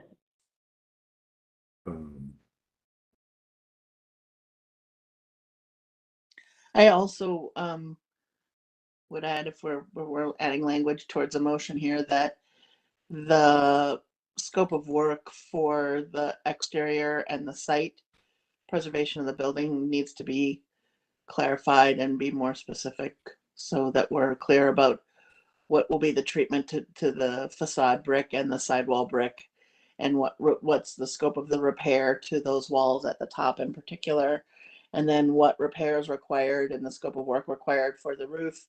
And then they need to state that they are sistering the joists and retaining the floor. And if they're removing all 3 columns, I don't know, they have to have some kind of, I don't know, that's more than sistering to get that load to work that way, right? Because it's a short span solution. So that those will be either fairly deep or some kind of steel or something. I don't know. I'm not a structural engineer, but anyway, they need to be more clear about what will be retained in the interior. Yeah. One other thing about this height issue too. I guess, Marnique, my question is, if the building were 3 stories, the existing building were 3 stories, it would include most of these view issues, right? So the 2 Completely. I story, would think so. yeah, and And that's what we have on V Street, Matt, on the other right, side of the lot. right. I guess the other question is there a scheme, just thinking out loud, where you could, leave the stair there, but the top sort of step back the upper to the 4th floor further back, eliminate the piece over the existing building, bring the stair up maybe to the 3rd floor, and the 4th floor maybe have units that internally have a stair or something like that. I don't know. That would maybe step it back sufficiently to make it less of an abrupt change from a very small, modest 2-story building to a large building. We could see a little bit of a step back there. I do think it needs to be worked a little bit. Here, I understand the challenges of economics and things, and that's not necessarily our purview. On the other hand, and we do want to support projects that bring opportunities for more people to live in neighborhoods like Anacostia. I understand the floor level issue relative to that. I just got to believe that maybe there's a different way to configure that 4th floor related to the 3rd floor, where the stair tower might end lower. Something like that is something to study. Yeah. Yes, some of my other architect colleagues or anybody. The other thing I'm a little bit concerned about is the narrowness of the space between the addition and the stair. It looks like it's about 3 and like the width of a door. It's like Yeah. 3.5, maybe 4 feet. And I'm worried about that. It's not a preservation issue, but it's a life safety issue, right? For code. The fire department, can they get a ladder in there, or do they, the wall probably for the stair will be rated, but then you'll have the window, so you don't have a fire spread issue. But I don't want to, I'd just be worried about, I was thinking enclosed court issues, right, with code. Yeah, well, the other thing you do wonder, Gretchen, one of the obvious things to look at would be to move the stair 1 module back into the building. I know they would lose square footage, but or even half a module back, Mhm. where Mhm. you just slide it down, the one run of the stair would be further into the addition. Would that give you more of a court and also have benefits for the visibility of the addition as well? So push the stair back into the building a little Mhm. bit.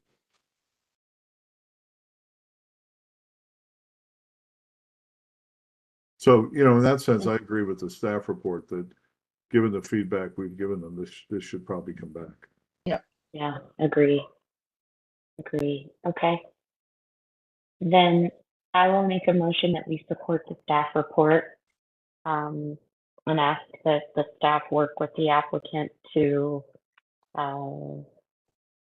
consider the comments of the board should the applicant decide to come back. And I'll ask for a second. I guess, Chair Heath, one clarifying question. The staff report explicitly requests that they do come back. So would we be agreeing with that or modifying that? It's up to the applicant. I mean, I just left it up to the applicant. Okay, We can't require them to, okay, I see, but thank it's you. great.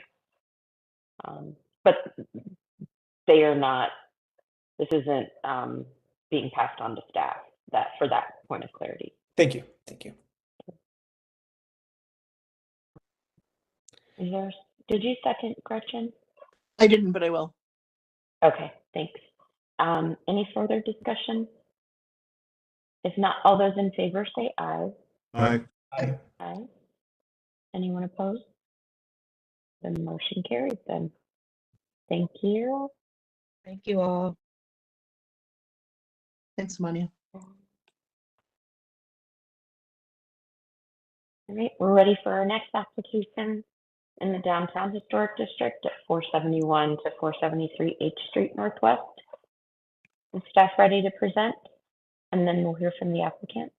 Yes, good morning. It's Steve Colcott. This is a concept application for renovation of two historic buildings at 471, 473 H Street in the Downtown Historic District, and construction of an 11-story residential tower behind it. The project raises sort of two preservation issues for the board's consideration. The first is demolition, and the second is the compatibility of the addition with the buildings and with the Downtown Historic District. In terms of demolition, the project proposes to retain all of the exterior walls of 473. Let me see if I can go forward. Here you see 473 on the left with the bay. 471 is the flat front with the little one-story pediment or portico over the front door. The proposal proposes to retain all of the structural walls, the rear wing, and the floor and roof assemblies of 473. So no demolition issues related to that. Since the staff report was issued, the applicants have clarified a few aspects of the treatment of 471. They are going to be retaining all the floor and roof assembly of the main block of the building, but they will be removing a large and probably original rear two-story wing to that building in order to have sufficient footprint for the residential tower. The way the board has typically looked at removal of rear L wings in historic districts is to look at the context of whether it's part of a row, whether it's original to the building, which it is in this instance, and its overall contribution to the rear elevation and to the alleyscape. In the Downtown Historic District, the board has been probably a little bit more lenient about the removal of rear L wings, and we think that this is an instance in which that leniency is similarly warranted. As you can see here, with the exception of these four historic buildings, which are at the very edge of the Downtown Historic District, there is not very much of an alleyscape here. So even though the rear L wing to 471 is original. We think its removal would not be detrimental to the overall character of the downtown historic district, and is an acceptable preservation compromise. Which brings us to the compatibility issue related to the new construction. It's obviously a very tall addition, as Imanya outlined in the previous case about the board's typical standard of asking additions to be subordinate to the historic buildings, but acknowledged, as in that instance, and which I think is relevant here too, that if the broader context supports it, and the setback of the addition is sufficient for it to read as a separate building, that the treatment of the addition as essentially a separate structure that reads independent of the historic buildings is an acceptable solution that the board has approved. And again, that's particularly in the downtown historic district, where you have a lot of variety of building heights and sizes. As this site is immediately adjacent to two very large non-contributing buildings, they're taking advantage of that by pushing the proposed tower to the far northeast portion of the site, immediately abutting the blank vacant wall of the non-historic Judiciary House apartments to the east, and across the alley from the 14-story Meridian apartments that face on Massachusetts Avenue. So we think that given this context and the substantial setbacks, that a building of this height and size is supportable. In terms of the overall design of the building, it is obviously a constricted site by virtue of the small lot sizes and the building preservation. And one of the challenges is how to achieve the vertical circulation through this with 2 stairs and an elevator. And the solution here is to put one of the stairs, what's on essentially the front elevation facing H Street, which results in a pretty blank wall. So we're recommending that the applicants continue to study how that could be treated so that it doesn't appear quite so blank. It is a fire stair. We're not suggesting that it be necessarily fenestrated, but we think that through further design, that blank wall could be made more compatible and feel a little bit more like a front rather than a side or a rear of the building. The panels that you're seeing on the west elevation of the tower are also those are not windows. Those are just a change in panel size and material to provide some textural relief and some variety to that elevation. We think what's shown is reasonable, although I think all the materials and coloration should continue to be evaluated. But at this point, this is a relatively early concept application. The applicants are looking for feedback on whether or not this overall approach to the removal of the rear wing of 471 and the general idea of the tower in this location and of this height are compatible with the character of the downtown historic district. We believe that there's grounds to say yes to both of those questions and have them continue to develop this. This is also a project that's going through the Commission of Fine Arts review process under the Shipstead-Luce Act, and is scheduled to go to CFA in November. So that board may also have some opinions about this, but we're recommending that the board give general conceptual approval at this time, and we'll leave it to you as to whether or not you'd like to see this again when it's further developed, or delegate it to staff. And I'll pass it on to the applicants. Right. Thanks, Steve. Thank you. Good afternoon, members of the board. Actually, it's morning. It's not afternoon yet. It feels like it should be afternoon, but I wanted to thank you guys for taking this time with us today. My name is Beth Davis, and our team is here to discuss the proposed development project at 471 and 473 H Street Northwest. At this time, our team has secured 2 interior non-structural demolition permits, and we have 3 pending applications in front of various district agencies. The first is a pending occupancy permit with the Department of Transportation intended to secure the site. And then we will have 2 forthcoming facade repair permits, which we have confirmed will be sent to Historic in the coming days. I am here and available to address any administrative questions that the board might have during our time here today. But at this time, I'm going to turn the presentation of the project over to Mr. Mark Freeman of Aggregate Architecture.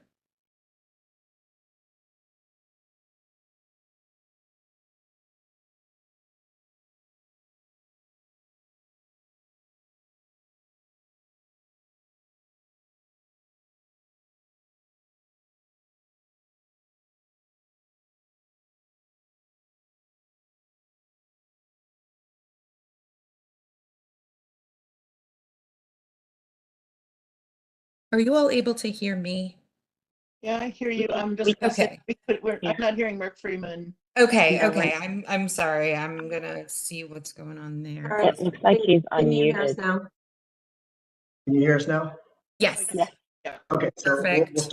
we'll start again. Could you put the presentation back on page 1, please? And I am Mark Freeman, and I am here with Lucia Freeman, and we are the principals with Aggregate Architecture and Design. We are the 2 individuals who are the lead architects on this project. And I will now hand it to Lucia to start our presentation. The background on the project for 471 and 473 H Street Northwest. The developer approached us in the summer of 2023 to perform a zoning and feasibility study for the development of these properties into rental apartments. The need for housing, and specifically affordable housing in the downtown area, was a primary driver for the selection of this site, and the sale of both 471 and 473 together provided opportunities that a single row house property wouldn't allow. 471 was built in 1874, and the architect and owner are unknown. 473 was built in 1888 by the architect J.G. Myers for Mr. Anton Eberly. Both are 3-story with basement or cellar brick masonry structures with wood floor and wood roof structure. The historic character of both properties is largely attributed to the H Street facing facades. 471 has a flat front with a small portico that sits on a rusticated block base and has a low balustrade around its roof. The top of the primary facade has a deep cornice with decorative brackets and dentils, typical of buildings of this era. Can you proceed to page 2, please? 473 on the left in these photos has a bay front, and it maintains what we believe are the original 2/2 windows. This includes a large stained glass window and the center of the first floor bay projection. The goal of the project is to retain and restore as many of the original windows as possible. The majority of the iron stair on 473 from the sidewalk to the main floor is in place. It will need repair, but there are no major pieces that are missing. The projecting cornice at the top of the facade is detailed with corbelled brick and decorative metal coping, which needs some minor repairs. Decorative bricks are used in the arch lintels of the windows, and brick rosettes are used in the bay projections of the front facade. The interior of both properties have undergone various renovations over time. Their most recent use was as a law firm offices. They were combined by that firm. It appears that most of the interior moldings and detailing from 473 have been removed, or at least covered on the inside. The continuation of our non-structural demolition will allow us to further investigate the window and door casings, if any, are still existing under these like deep furring walls. At 471, we believe the door and window trims are not original based on their condition. They don't appear to have many layers of paint or stain, as would be expected of a structure of this age. And they coordinate with the wall paneling and contemporary built-in units that match the new footprint and office divisions in the spaces. The only intact elements we believe that are original on the interior are the new posts and railings of the staircase. The rear L of 473 was largely untouched, and there are some minor masonry repairs evidenced in the back, but is mostly intact. And the intention of the proposed design is to maintain the entirety of the masonry structure, the wood floor and roof structures. The rear L of 471 shows evidence of more extensive alterations to its masonry openings, and overall has little historic character left that remains with the large concrete loading dock that has been added to the back. Can you please continue to the next page? This is just some of the buildings in the context. You can see the corner, which is corner International Exchange Bank building, which is 477. And then the adjacent building in this first photo on the left is 475, which originally had a bayfront projection and was used as a row house. And now you can see in the more modern photos that it was actually renovated in 1927 to match the International Exchange Bank building. More similarly, the cornice was taken across the top and it was covered with a similar stone. I will hand it to Mark. Okay, if we could go Present to our proposal. If we could go to page 4, please. So as Steve has already given as a preview, the project proposes to construct an 11-story addition with the penthouse at the rear of the two properties of 471 and 473. Due to the different floor levels of these two buildings, 473 will be renovated, keeping the exterior envelope in place. And it will be, the program for this building will be a single form egress building where we will convert to have 8 units. So they will have the main entrance for 473, and the internal occupants will all come out of the front door of 473. The 471 is the primary entrance for an access to the large rear addition, and the second form of egress from that building is out the rear. And that is also where we are placing the ADA and accessibility access to this building. Due to the historic nature, we also have the Capital Historic Trust easement on these properties. So we understand and are respecting the restrictive nature to maintain all elements of the front as much as possible. As such, we are not altering any of the fronts to allow for accessibility, but we are taking care of that from the rear access, the rear entrance. Which I will point out when we get to the plans. If we can go to page 5, please. So the massing of the addition is tied directly to the two larger structures to the east and the north. 461 is a DC housing, I believe it's the Judiciary House. And then to the north, 450 Mass Avenue, which was built in 2015. Those two, and so as you can see on the slide on the left, due to the L-shaped nature in the site, both by maintaining 473, it ties the addition, the L shape, to, and the taller ties naturally to the two larger structures to the east and the north. We think that the proposal is strong in that nature, and is also something that we worked with HPRB and CFA preliminarily to sort of navigate. So as this proposal is being presented, that was one of the main items to be discussed and navigated through our proposal.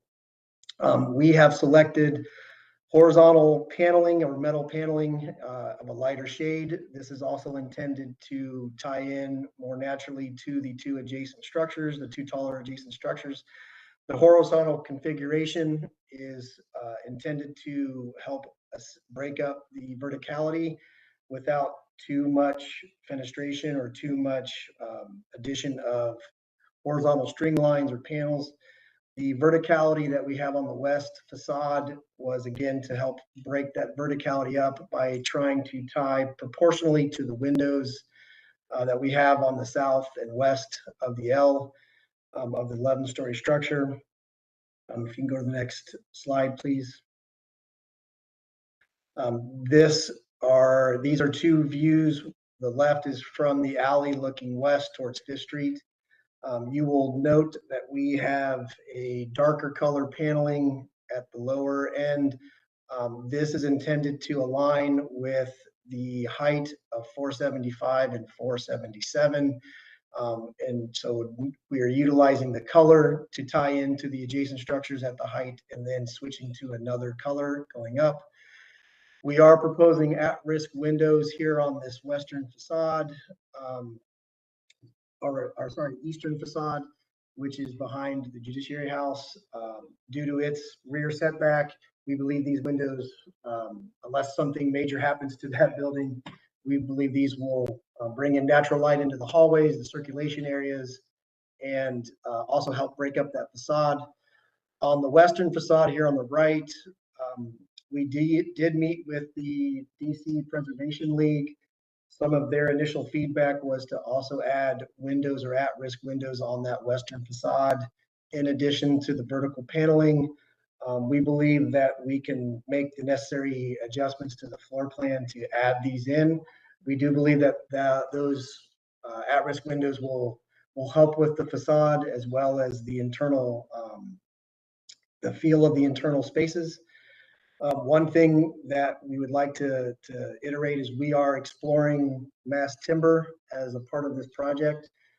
It is affordable housing, and so we are attempting to maximize our program.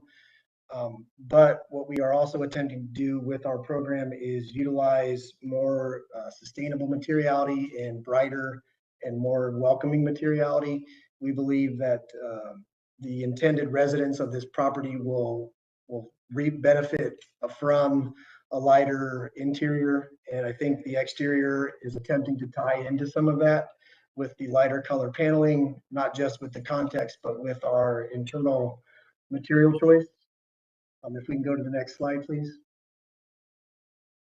So these are our elevations. This is the south elevation on H Street. You can see that the building rises higher than the front structures. We are attempting to tie in, or we will be painting, or we intend to paint 471, a color similar to the panels that we are utilizing. 473, we believe, has been painted, but we are looking at stripping that paint off and leaving the brick natural. We believe that would be a better look and a better application for that project or that property. One thing that we have done, it's a minor touch, but we have some horizontal bands that help break up where the windows are. The proportion and the locations of these are roughly every 3 floors. This is intended to utilize the proportion of the height of the row houses, the buildings on H Street as they go up. So not only with the horizontal banding of the paneling, but another stronger element that helps break up the proportions and the verticality. If we can go to the next page, please. But this, I think, reinforces the perspectives and axons that we had already shown you. You can see on the right, this is essentially a section through 475. The penthouse does not actually, it is a face-on line. So it's a little bit of a odd section here, but we wanted to make sure that the building was illustrated that it does go down to the party wall that separates 475 and 473. It will be partially covered by that penthouse due to accessibility during construction and in general, but wanted to just clarify that aspect. Then the northern facade, which is the alley front, you can see the coloration difference in our panels, but then we break that with the verticality of the windows. So what we are attempting to do is, again, use the height of the buildings adjacent to us to help break up that verticality. It is in three level proportion, but we believe it is a softer approach than trying to do that every floor. Next page, please. And so this is essentially, again, we're early on in the concept without pulling out manufacturers or materials. We at least wanted to illustrate some visual aspects and visual concepts that we are exploring with our paneling, our brick, the green roof over top of both structures.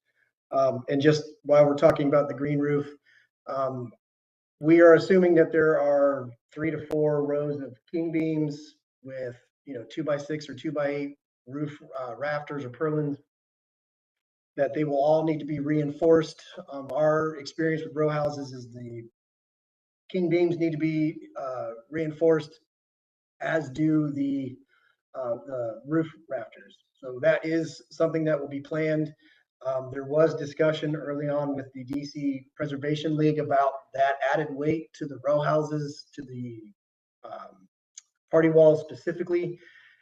Part of our initial structural exploration, we are doing geotechnical test pits. We will be on site Monday and Tuesday and Wednesday doing our deep core drilling, as well as our evaluation of those test pits to understand specifically what the structure is underneath the party walls between 71 and 73, as well as between 73 and 75. There has previously been underpinning of 71 due to the what we assume is the construction of the Judiciary House at 461 in 1969. We also believe that the underpinning that was performed was to lower the slab in 471. So there is visual evidence of underpinning that has already occurred. The next page, please. Next slide. So pages 10 and 11 are our sections. I think these are illustrative of the massing. If you haven't seen or understand the massing through the renderings and the elevations, I think these sections strongly illustrate the context and the difference. We do have a subcellar that will be underneath the loading dock at the back of 473. And again, we are anticipating underpinning due to that subcellar. I think the heights here, we are in the early stages, knowing that the green roof will follow the slope, but we have to navigate the drainage aspects so that we don't have water issues as that water drains towards the vertical elements at the back. Next page, please. This, I think, illustrates specifically the view from across H Street and then right in front. And I think it also helps illustrate the adjacent building at 461, how it references that building. Next slide, please. So here are our demo plans. We have graphically illustrated that we are removing the rear of 471. We are maintaining the parapet walls, all the masonry structure of 471, with the exception of the rear masonry wall. Because we are taking out the interior stair of 471, there will be some replacement and reinforcement of the existing joists where they have to get infilled of that stair opening. We will know more once that interior non-structural demo is completed. Same thing will happen at 471 due to the location of the 2 stairs. There currently is 2 stairs. There's one as a typical row house would have right at the front door, running along the north-south parapet wall between 473 and 475. And forgive me, I think I might have misspoke on the numbers there.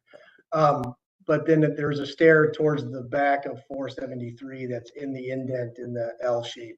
That will get removed, and we will infill that for the rear unit. So this plan illustrates our demolition as planned as to date. We have, with the feedback we've gotten from HPRB and CFA, we are sensitive to maintaining all structure due to our removal of the rear of 471. Our next slide, please. And so this is our plans over the next 2 pages. Again, I note the subcellar there on the top left, where we will have our bike room, utility room, sprinkler, an elevator access and stair. The plan directed to the bottom is the basement and cellar. 471 is technically a cellar due to zoning, and then the basement of 473 is a basement. It's technical difference, but essentially they're both subgrade. One is utilized in FAR, the other one's not. But we will have 5 units down there on the basement and sub-level, or the cellar level, excuse me. Then as we go to the first floor, we will have a loading dock. And as I noted in the right, you will see there's a rear airlock with an elevator. That elevator will have a half level start and stop. That will give access in our ADA access to the main building and up to the 11 stories. And then we have 5 units in that story. And then on the second floor, we go to 7. And then next slide, please. And then on the second, we have 7. And then as we move up to the upper floors, we go 3 from 4 to 9. And then we have 2 up on levels 10 and 11 with another penthouse at the top, mechanical penthouse, elevator, and then another green roof. Next slide, please. And then this, I think, is indicative. This is our existing site plan, which illustrates the layout of 471 and 473 as it exists on the left, and then our proposed on the right. We are essentially going to have close to 100% lot occupancy. Where the L wraps around 473, we are having a covered atrium, which is an open pergola to allow air and light down through to those units. It's a slight zoning trick, but that is how we are still able to utilize the area around those floors and to provide natural light for code to those spaces and to those functions, that program. Next page, please. And then I think I don't want to go too much longer because there's feedback, but the next pages are our pictorial renderings. Here you can see how it ties directly to the Judiciary House and sort of steps back in view towards the 450 at the north. I think this is a very strong view of how this proposal works. Next slide. And then I think here, looking across 5th Street, farther to the west on 8th Street, looking back, again, I think you see how it ties into the adjacent context and reads more in line with the taller buildings than to the lower buildings. Next slide. A little closer up view, a little worm's eye view. Next slide. And then these are more of our renderings, similar views, but using the computer to illustrate, I think, some of the materiality and the color scheme that we are choosing. Next slide. Again, in the next slide. And so thank you from Lucia and I for the ability to present this to the board. We look forward to hearing your feedback and your questions. Thank you for your presentation. One of the staff questions was about the stair tower in the front and how you're articulating that facade. It does tend to look like less of a front facade, particularly since there's so much articulation on the others. I don't think you addressed this at all, but have you thought about how you might address that comment? Well, we have explored versions where we had more fenestration on the front of that wing. We have had CFA, and maybe I misunderstand this fully, but I believe CFA would like more fenestration, but they also are concerned about the competition of that fenestration to the building or to the lower buildings.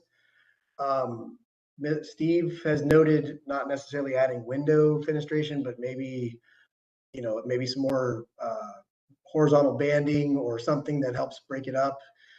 That at this time we were, that feedback has come through or after we presented this. So I think what we need to do is look at how we address that from a material choice after we hear all of the feedback from HPRB and CFA, understanding that that is one of the points that they're you all are asking us to potentially revise or to revise. Yeah, I have the same question as Monique about that. It just, there's so much attention paid to some of these other facades. And it just seems to me there's got to be a solution where that stair is not the thing that's front and center on there. I'd feel bad about approving something where the stair tower was really the most prominent thing facing the street. Understood. We have looked at versions where the stair was built in. So for instance, we had presented a version where we actually came farther forward over top of 471 with a unit over top where that stair was no longer a prominent fixture. The feedback was it invaded too much into 471. Well, I guess I guess it's something I think I gotta believe there's a better solution, you know, and I don't think it's really useful of anybody's time to go through a verbal recitation of all those things. I just think, you know, you're clever people. You got to find something better. You know, I mean, I just don't think that works. Fair enough.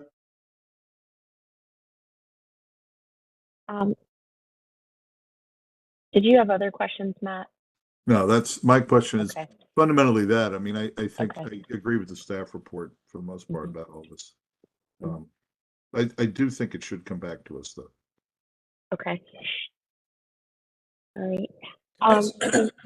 Can I ask a Oh, go question? ahead, Gretchen. Oh, Bill. No, sorry, clearing my throat. Yeah, you mentioned in your presentation that those 8th Street current entrances wouldn't be the accessible entrances, but I guess could you just confirm that those will remain entrances that people could use to enter the building and exit the building? They are. They will be utilized. That's where we're placing mailboxes at the front mail. So all of that will be their primary entrance. Yes. Okay. Okay. Great. Thank you. Yeah. The intent is to liven up the 8th Street side, not to have everyone be coming through the alley side.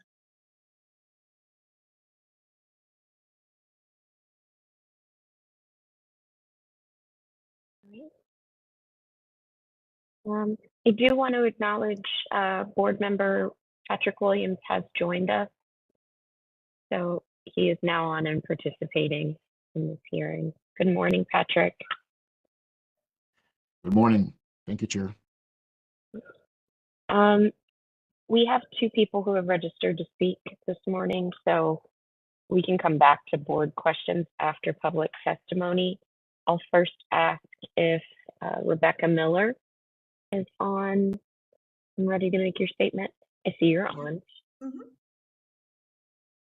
Thank you, Chair Heath, members of the board. My name is Rebecca Miller. I'm the director of the DC Preservation League. Our project review committee had the opportunity to review and discuss the proposed project to convert the adjacent historic row houses in the downtown historic district from offices to affordable residences. The committee felt the project sympathetically coordinated the new use to the existing buildings, maintaining their separate circulation systems and entry sequences. Significantly, the new 11-story addition has significant setbacks, so most sidewalk observers will not perceive a change in the street front. The committee did have some comments that might assist as the design team develops this further. The new addition presents 2 rather blank facades to the public right-of-way on the main south facade and forward the north end of the west facade, which may be a visual problem and appear to be a missed opportunity for maximizing light and air for residents. The committee recommends investigating material articulation and circulation and stair orientation to relieve these blank facades visually and physically. Understanding the design is in its early phases, DCPL recommends adjusting massing, materials, and colors to ensure that 2 parts of the building are more visually sympathetic, particularly as the lower buildings to the west mean the building will be observable as a whole from some further angles. Although the project works to minimize its impact on the historic buildings, it will be quite invasive, particularly on 471, where the rear portion of the building will be demolished. DCPL encourages the design team to thoroughly understand the structural systems and material conditions before construction to ensure that the historic buildings are protected appropriately throughout the construction.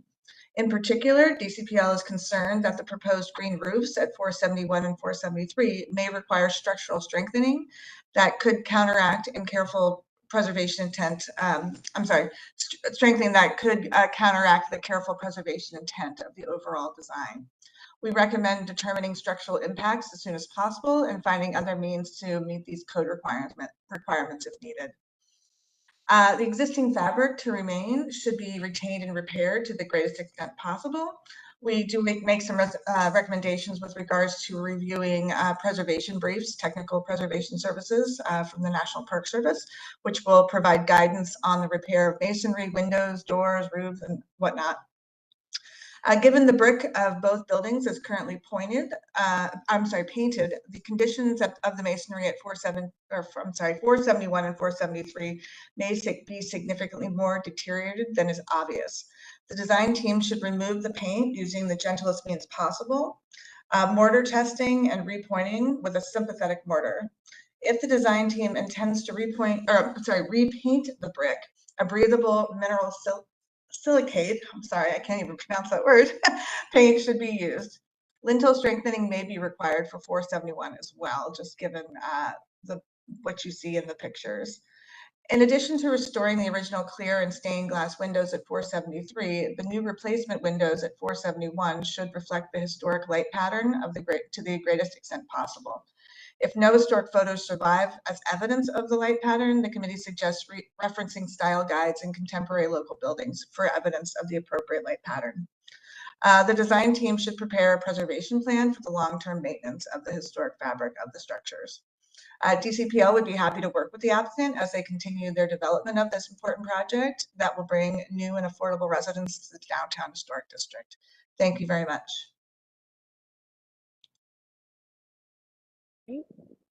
Thank you, Ms. Miller. Any questions for her? If not, then the next and last person we have registered is Keith Horvath. Yes, good morning. Thank you for the opportunity to speak today. As my wife and I are the homeowners of 475 H Street, we have some concerns about this proposal for 471 and 473. Our property presently shares a common wall with 473, and it's about 65% of our length. Once this project is done, it would be the entire length of our home. Our home has maintained its historic preservational status. As you see with the front facade, there are really only 6 windows. And so when it was completely renovated in the 2008-2009 timeframe, the local architect, Robert Gurney, did a spectacular job of improving the natural light, since there basically was none prior to that redesign. And that natural light comes through 4 different pathways, aside from the windows in the front. Primarily, there is a massive skylight in the middle of the building on the roof that, with cutouts in the floors inside, allows the light to get down several of the levels, down to the main level of the house. There's a room on the roof that has glass walls in the front and the back, and this allows light not only to get in that room, but also, because of other cutouts, to get into the house. There's also a skylight on that room on the roof. Those windows and that lighting, I don't think is fully appreciated with the presentation. I understand the detail is to focus on 471 and 473. But the whole point of what I'm saying is that with this massive 11-story, 115-foot tall tower, access to that light is going to be severely destroyed. In addition to that room on the roof, there are decks off of that roof, which is our only outdoor space. Those are now going to be not only in the purview of the new tower, but potentially be accessed either appropriately or inappropriately from that roof of the building adjacent to us. So we were interested in one juncture of putting in solar panels to access even more of the impact that we get with the light, but getting that sort of sustainability would probably be obviated by putting this tower next door. I understand the zoning ordinances say that an addition doesn't necessarily need to be exactly the same height as the existing building, but it also says it should be designed to be compatible with the existing height of the building and its neighbors. And the architects have presented how it is compatible with the Judiciary House, but these 4 buildings in a row, which are historic, are not the Judiciary House. And to be compatible with those 4 buildings, the size and scale of this project would have to be a bit lower. It's a 520% increase in the square footage and 3 times the height of the existing buildings. To support all of this, the below grade pilings for the foundation, et cetera, are going to be required. And I understand that's not part of this review, but it is an additional concern of ours that there is protection for our building, which is 114 years old and does not have concrete foundation. It's a simple brick and mortar. And the overall occupancy of the new structure is an additional concern. With 46 units, 14 of which are going to share our common wall. Obvious concern about sound, but also with everyone basically coming in and out of one entrance at the front of the house, there is concern about that as well. It's unclear to me from the plans, and again, I understand this is outside the purview of this particular board, but I just want to voice them. It's unclear from the plans where trash will be collected and picked up. There's also it's not entirely clear what the access from the alley is going to be. There is no evidence of parking, and I understand, again, it's on H Street and there are certain allowances for that. But there doesn't appear to be any parking for these probably over 100 new tenants. Now, please understand, we're very much in favor of having these 2 row houses developed. It would be much better than the vacant buildings that are there now. But there are other ways that we think that this could be achieved. And we, again, sincerely appreciate the opportunity to present our concerns this morning, and happy to answer any questions you might have. Thank you, Mr. Horvath. Any questions for him? We do have your testimony in the file, but thank you for speaking today. Well, thanks for the opportunity. Sure. All right. Would the applicant like to respond to any of the comments from public testimony? You don't have to, but now is your opportunity if you'd like. I think with regard to the Preservation League, Ms. Miller noted the same things and their board noted the same things in our meeting. We understand them, and we believe we are addressing, constructability, exploration and investigation of the structure specifically. That's one of our utmost concerns initially. That will both, from a monetary standpoint, it will also give us full understanding so that we don't have surprises during the construction and change orders. So we are investigating that to our fullest extent possible.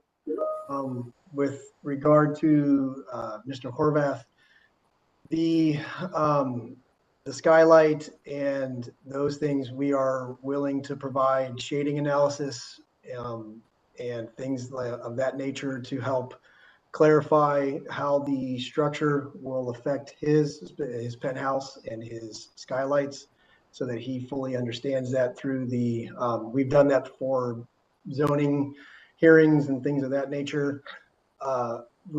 And I think this also ties together with the DC Preservation League.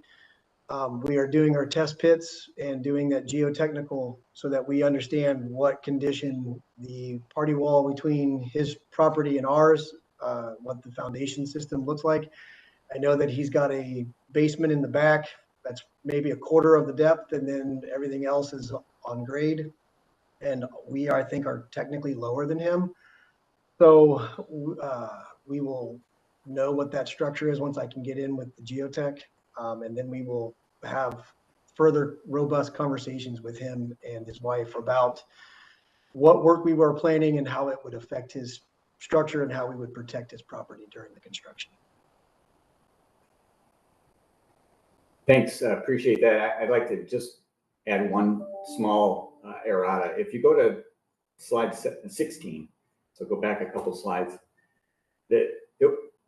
Yes, that one.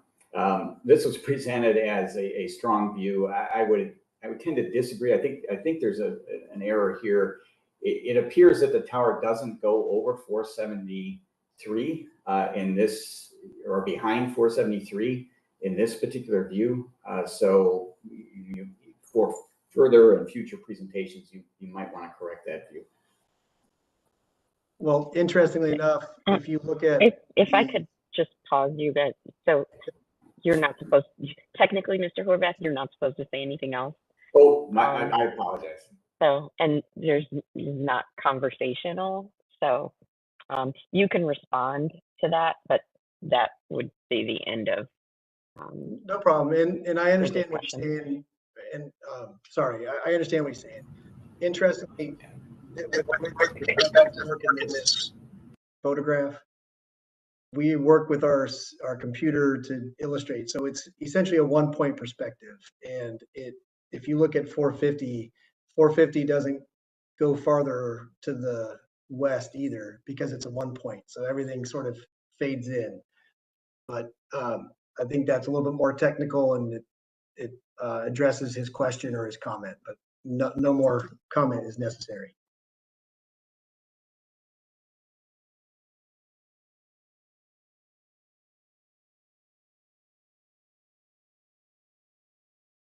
Great, thank you. Do board members have any final questions?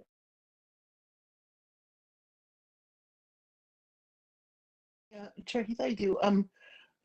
Are we thinking that just in terms of the comments I have and the direction we're going, are we thinking that we're working towards approval of saying the concept of an addition like this, but doesn't look like this, is approvable, and we want all this additional preservation information on these historic buildings is good, and we'll vote on that, and then coming back for the final? Or are we telling them these are all the things that we need to have clarification to understand if a concept of an addition is feasible, come back? Yeah, and then vote again. I would feel better asking them to come back for concept approval. So I would be fine with saying the general massing, height and massing is acceptable. I just think what we're asking them to do is still at concept level, and I wouldn't want it to go to final before it comes back to us. Yeah. I would agree. I would agree. Yeah, I'm of a similar mind. That's why I'm asking the question. One of the strange things about this view, or something that's a little odd, is the color of the addition somewhat having a similarity to the color of one of the row houses there. And I'm wondering if that's the right strategy there, because I think what we're saying is that the way in which this building is set back and its height and things isn't something that one would normally associate with the row house, because of its height and its character and things. So I do think one thing that might be considered is whether or not that's the right color for this. The building, that very distinguished building to the right there, that has some, it sort of looks also as that it could be an addition to that, which I think is also kind of unfortunate. So I think that's something that needs to be considered.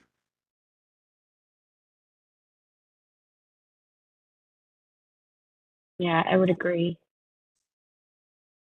It's going to be so visible. It's going to be really important. All right. Any other comments? I think the suitcase is a little difficult to pack here, but I think these architects have demonstrated a fair amount of nimbleness, and I think they can address the concerns we're talking about. I think so, with staff support. So then I'll make a motion that we approve the general concept in as far as its mass and height. Saying that's acceptable, but ask that the applicant come back for further concept approval of the articulation of the facade. And providing, And would you be amenable to adding the detail of the preservation request as detailed? Yes. DPL stated it well. Yes, absolutely. I'll second that. Thanks. Any further discussion? May I ask a question? You'll be able to ask staff after this, and they can clarify anything you might need to know. All right, all those in favor, say aye. Aye. Aye. Aye. Opposed? Aye. All right, that's everyone. Thank you. Motion carries. All right, and our last application before our lunch break is in the Walter Reed Historic District at 7100 block of 13th Street. Is staff ready to give your report? The staff is ready. This is Tim Dene for the staff. Let's Thanks, see if Tim. we can still get you to the lunch on time. The board has seen this project twice previously. In June, it approved 25 townhouses. There were, at that time, 3 multifamily buildings included in the plan. In that, in a subsequent meeting, the board was not entirely persuaded by the design of the multifamily buildings. Neither was the applicant entirely satisfied with them. So the present plan calls for substituting additional townhouses, 37, in the place of the condo buildings. The additional townhouses have the same design as the townhouses that have already been approved in concept. And for that reason, the board couldn't take a position that they are per se incompatible. But we present it to the board in case there's any objections, such as, too much of a good thing, perhaps, on the row facing 13th Street. In our opinion, facing the 4-story portions of the building to 13th Street is the appropriate way to go because it has more formality and it faces a large building across the street. I think we'll just leave it there.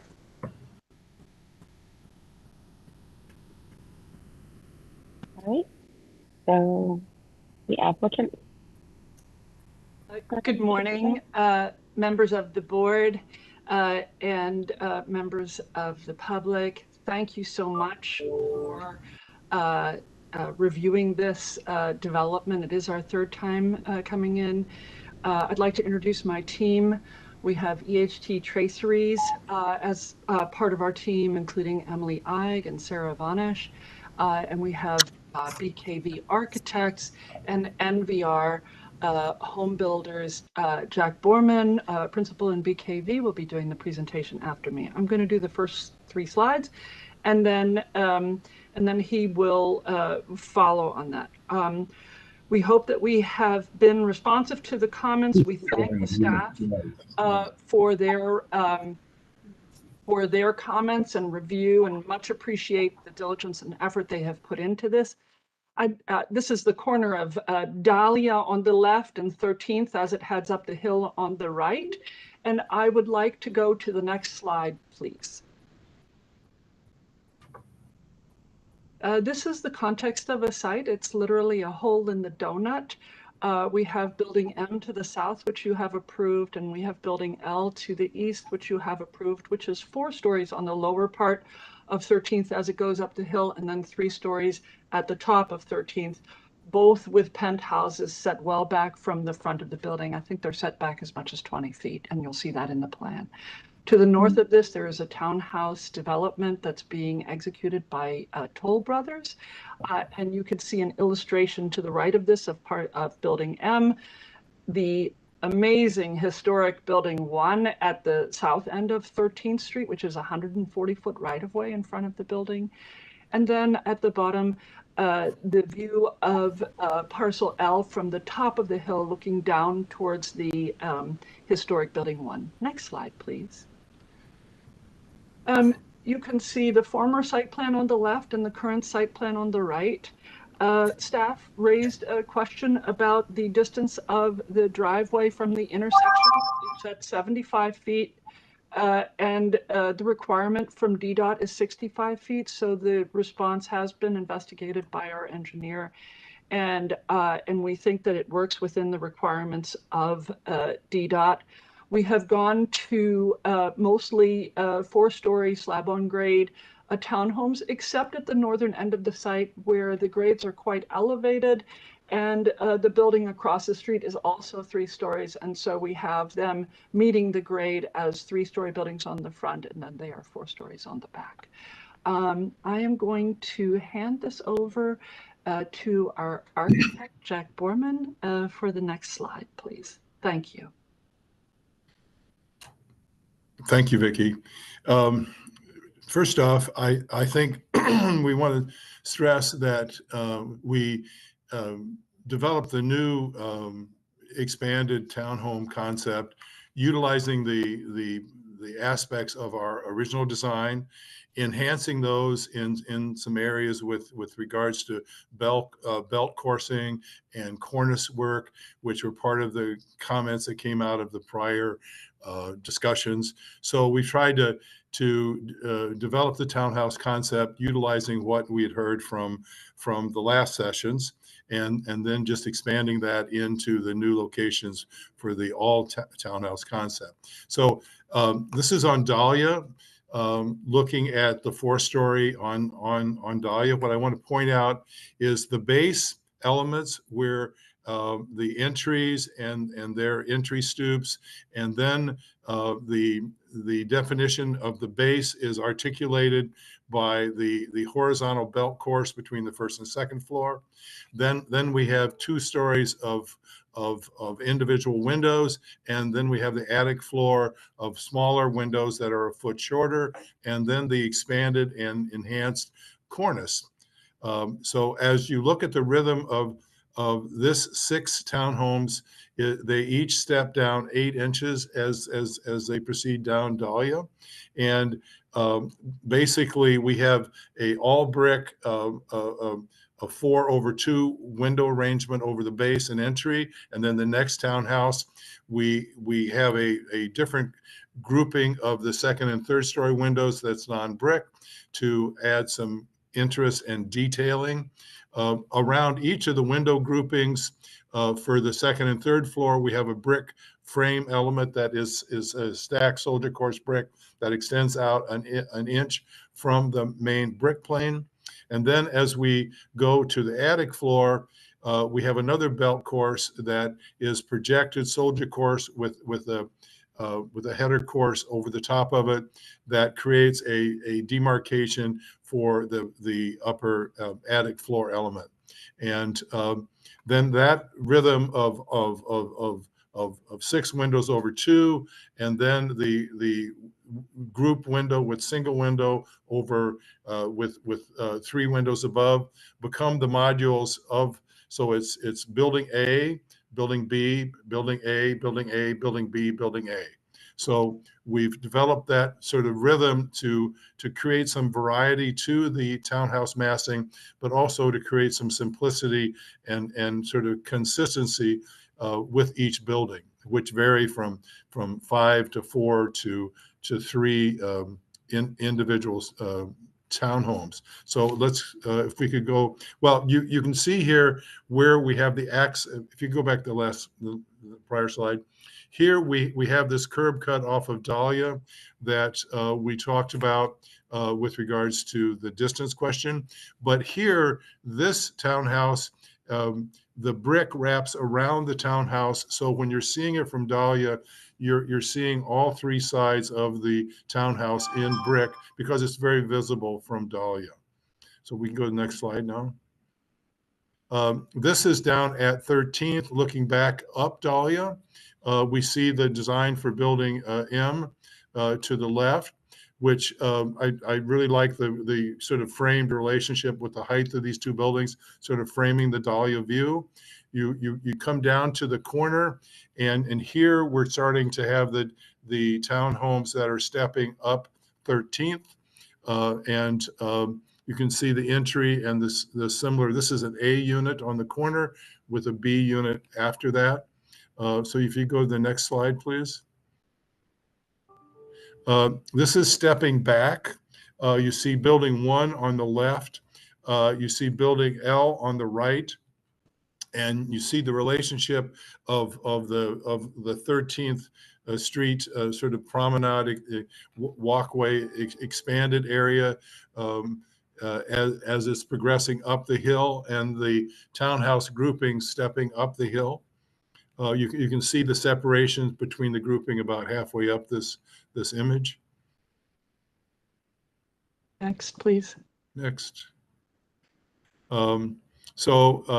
This is looking now right straight up 13th, where you see the individual entry stoops, the lights that and the door entry, kind of creating that residential portal entrance. And as those are stepping up the hill in this 8-inch increments, you can see the division. So you've got basically 5, and then you've got 6, and then you've got 4 in building groupings. Like again, an A and B, an AABA repetition. Next, please. This is at the top of the hill, and I'm sorry, the bottom of the hill. Sorry, you see the townhouses to the left and how their vertical height, scale, and mass relate to the 4-story element of building B. Obviously, building B has a first floor element as well. Building L has a first floor base element similar to how we're articulating the townhomes. Go next slide, please. This is at the top of the hill with the townhouses to the right. Here, the townhouses are in a darker brick color to relate mostly as a 3-story building mass to the 3-story of building L to the left. So we feel this bookends this very strong visual down to building 1.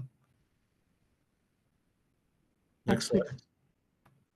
Okay, this is turning slightly to the right, and this is one of my most appreciated views. We have this little park just off to the right, and you see the 3-story townhome element to the left that's facing 13th, and then along the park, as you move inward, you see additional 3-story building massing that's with their individual stoops off the park.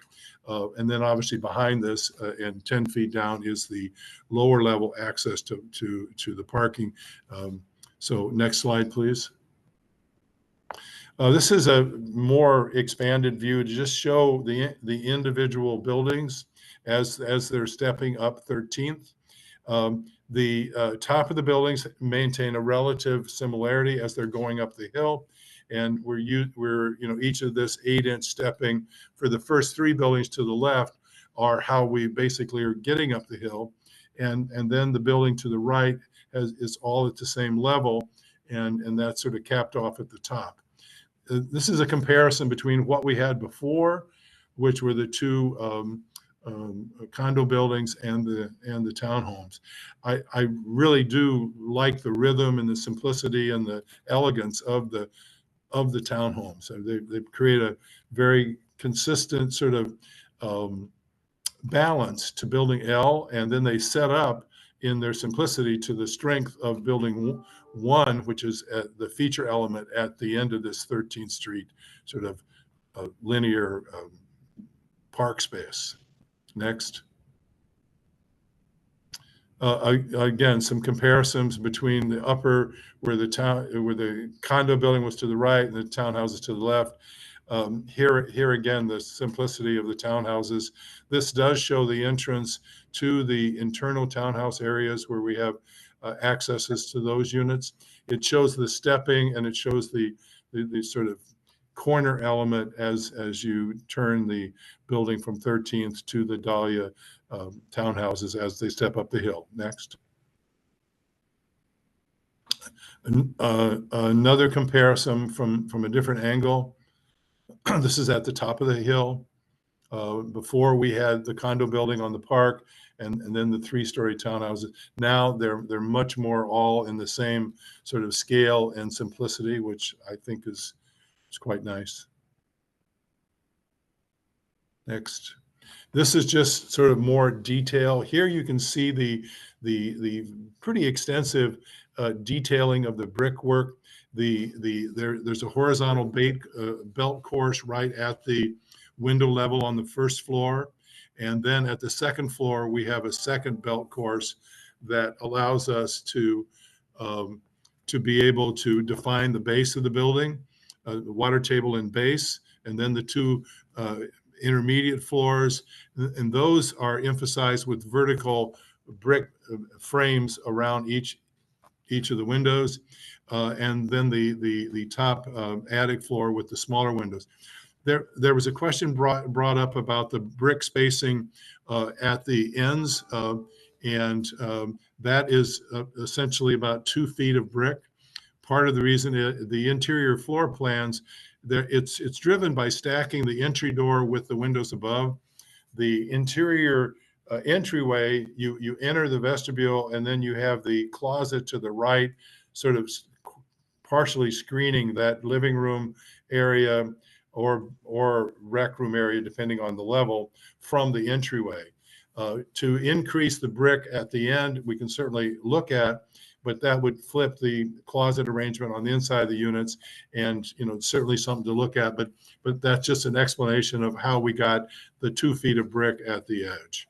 The overall window treatment is stacked vertically, 2 over 4 over 2.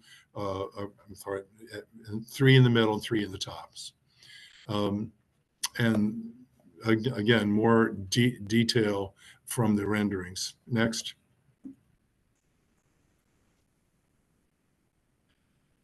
As far as this is our typical 4-story building from the front and the end, and that's all brick. As far as the window spacing, again, this is pretty much identical to the original approval reviews that we had. Next. Again, a typical 3-story elevation. This is the one at the top of the hill on 13th, where we have the building is straight across at the top. This allowed us to align the adjoining building to the left more with the top of this building, so that we had a more consistent cornice line all across all the townhomes. Next. Typical side elevation from the 3-story building. There's quite a bit of grade drop from the 3-story down to the rest of the townhomes. So we've spent a lot of time sort of developing the relationship of the stoop entry with the building and the adjoining building, because we didn't want a big step in the cornice line. We wanted it to have a fairly consistent flow. Next. Typical rear elevation. All the rear elevations are 4-story. They have the 3-story, and then with the terrace at the top floor stepped back. And then these have the bay window element projecting, and the ground floor garages, 2-floor intermediate area with the entrance, and then the top floor, which is terrace back with the railing. This is all clapboard material, horizontal clapboard material. This illustrates at Dahlia where the where the brick wraps around this townhouse, because this townhouse from Dahlia is visible at the driveway entrance between the units, and we wanted to make sure that that brick element being so visible from Dahlia was continuous. Next, please. Here you see the lighter reddish brick, which is the main brick for the townhouses. And then on the right, you see the darker brownish brick. You see basically, again, in this middle townhouse image shows the Dahlia and 13th building where the brick wraps the corner. The windows, we've spent a considerable amount of care to make sure the windows had a historic scale and texture to them and window styles. They're very similar to how they were originally presented and approved. They have it's a 3 foot by 6 or 3 foot by 5 window. And in addition to that, we have a 3-inch brick molding or trim molding that wraps around that to give the window a more of a historic sort of substance to them, heft. And then we have the brick beyond that, the brick banding, framing. So next. More individual detail views with regards to how we've dealt with the cornice and the stepping. So I think that's an improvement over the original design concepts. Next. Yeah, thank you. I'd like to thank you and also just reference, and we have presented this before, but we have a 0.4 GAR ratio on the site, which we intend to meet. And we have a native landscaping program that was crafted together with our neighbors with their advice. And so we're delighted to present this to you. Thank you so much for your consideration. We appreciate the time. Thank you. Board members have questions?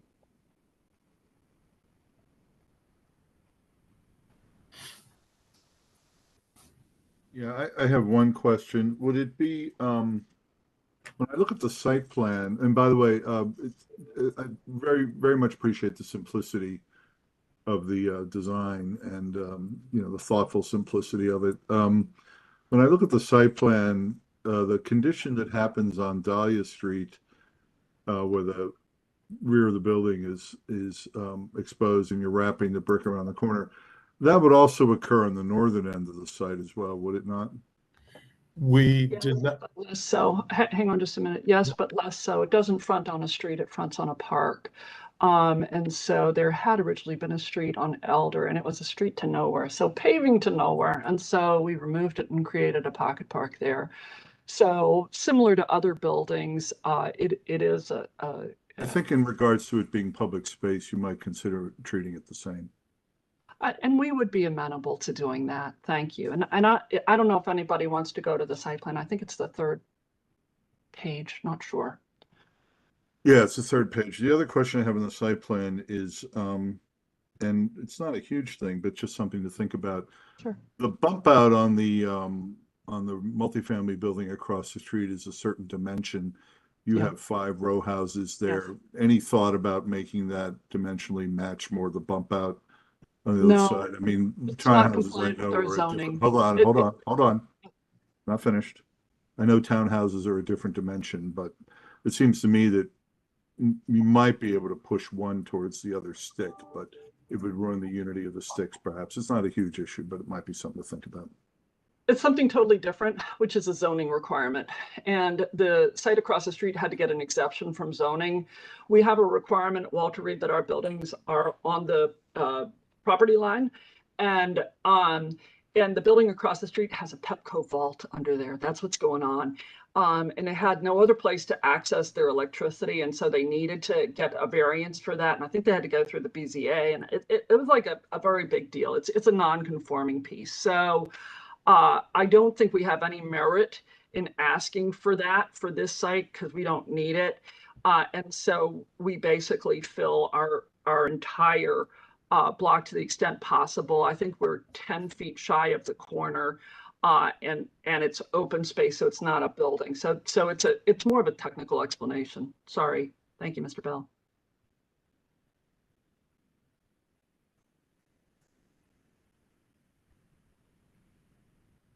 Did that conclude your questions, Matt? Yes, thank you. Okay. Okay. Anyone else? I don't have any. Oh, go ahead, Gretchen. Just a quick design question, I guess.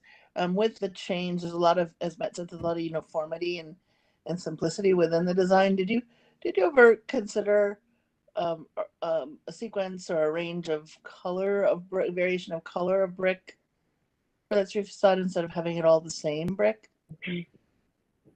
Yes, we did, and we have a relatively clear color guidelines here, and so if you look at the building L on the right-hand side, and you look at building 1 on the bottom and M, the general idea around building 1, which is a northern entry, it's actually quite lovely. It has like a copper roof on it, and a, you know, it's really nice.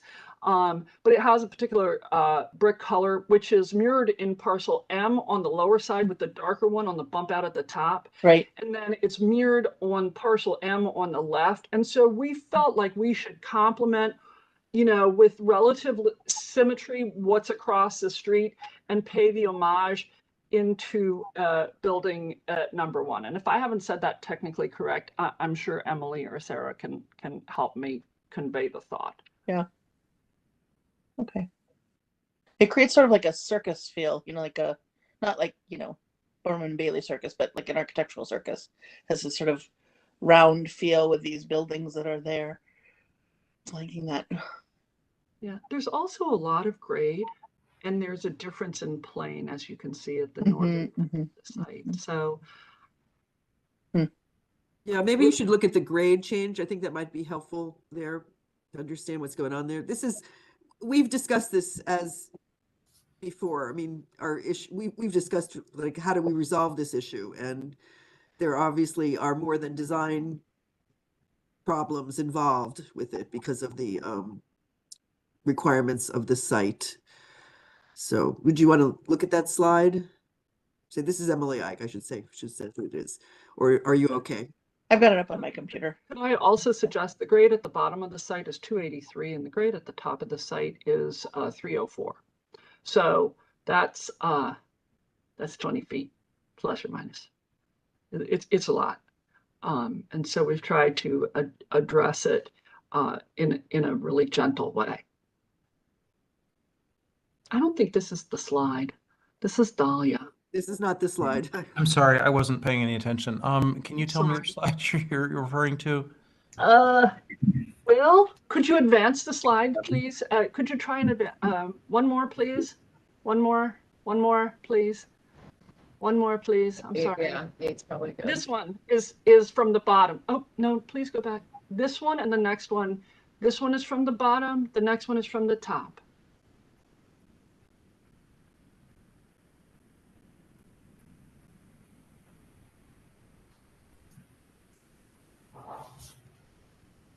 And I'll just say one thing. Parcel L, I think had some interesting color filters in their rendering, but their brick is set to match building 1.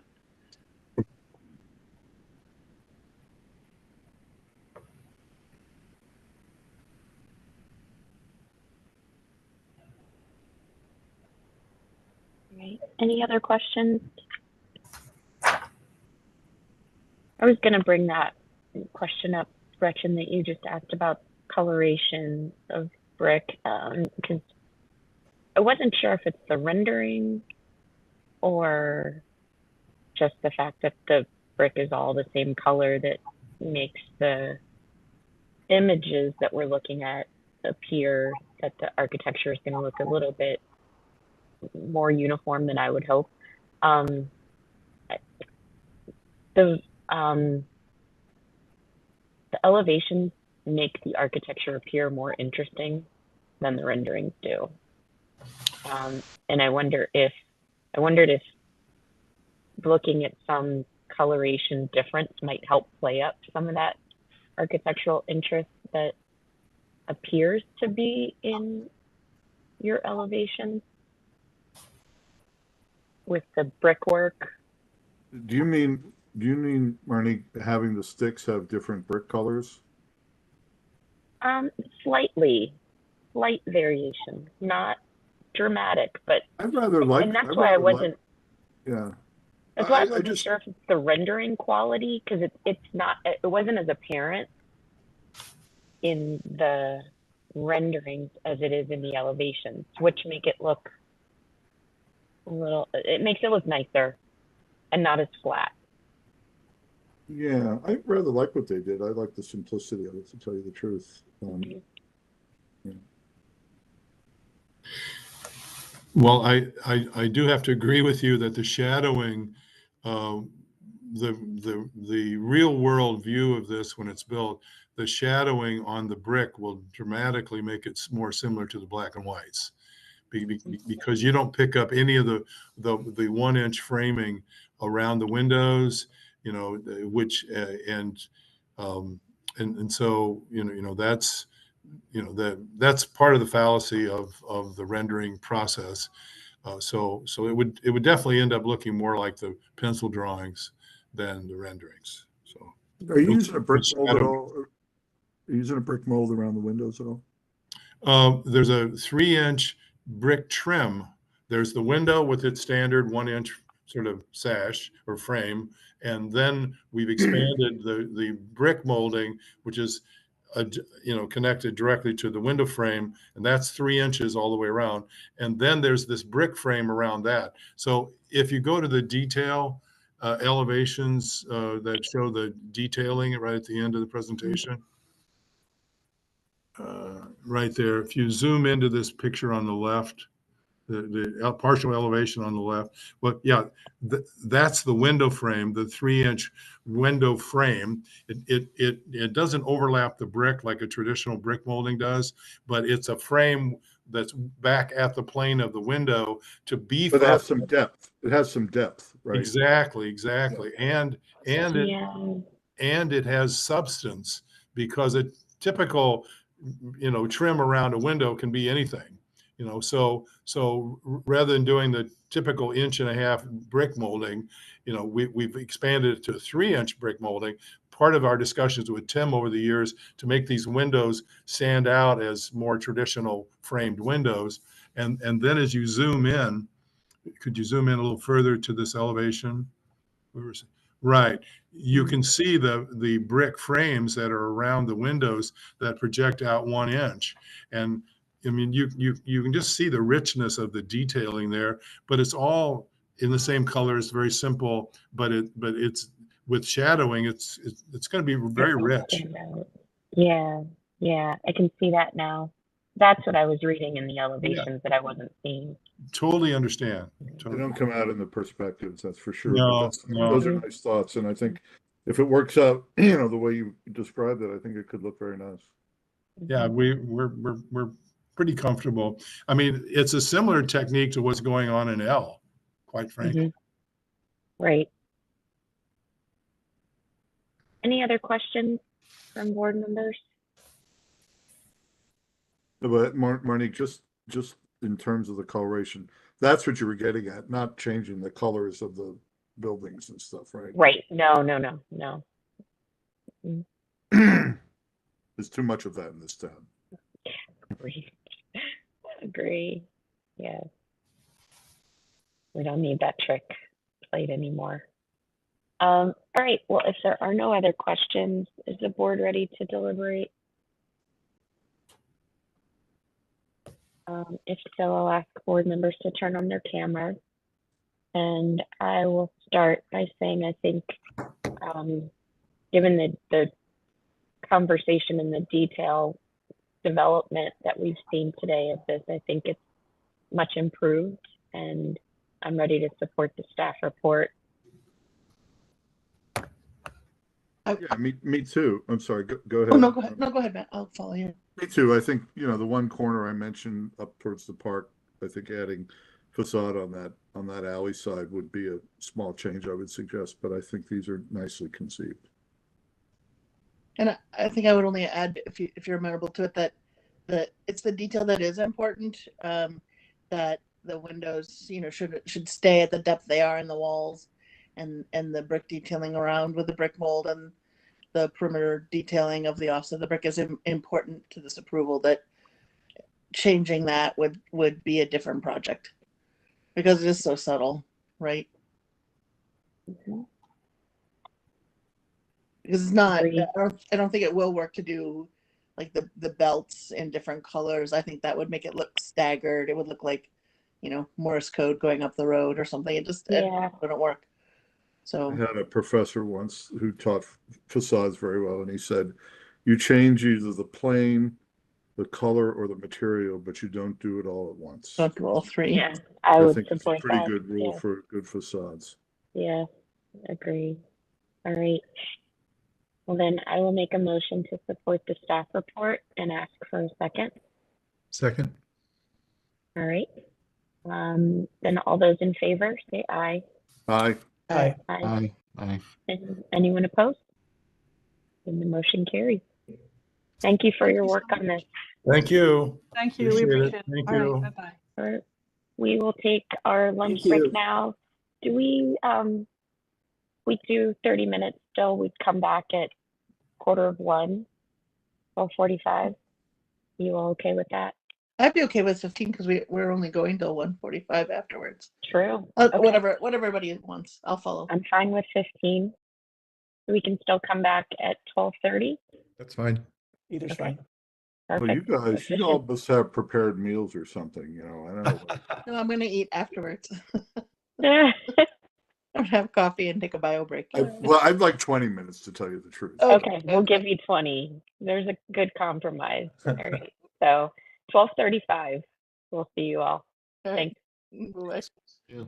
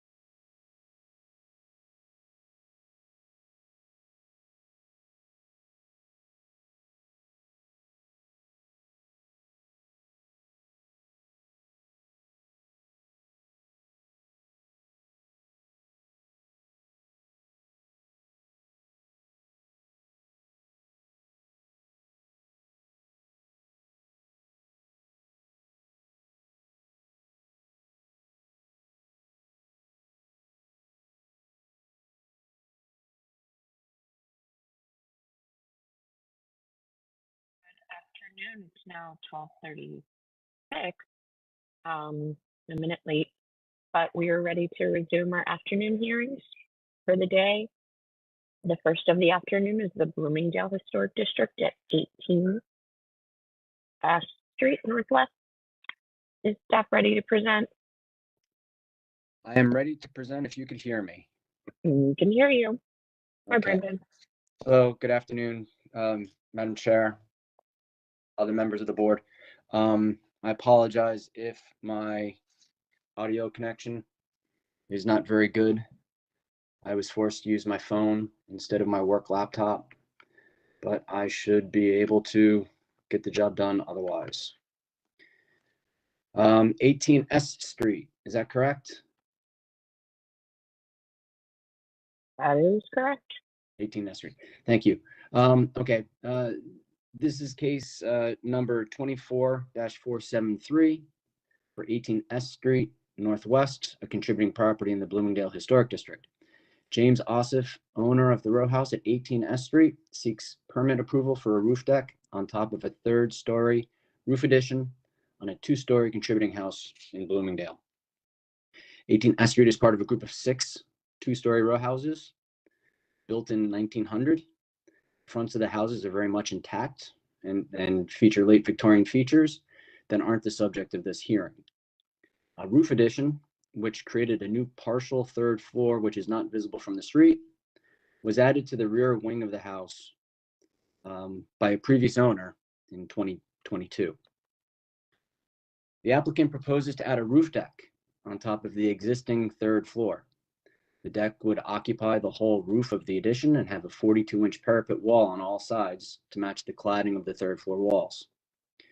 New stairs to the deck would provide, which would provide access, would be on the north side of the deck behind the mansard roof of the front facade. Like the existing addition, the proposed roof deck would not be visible from the street. That is not an issue. A comparable example of the proposal, of today's proposal, was built at 24 S Street Northwest, which is 3 houses to the west.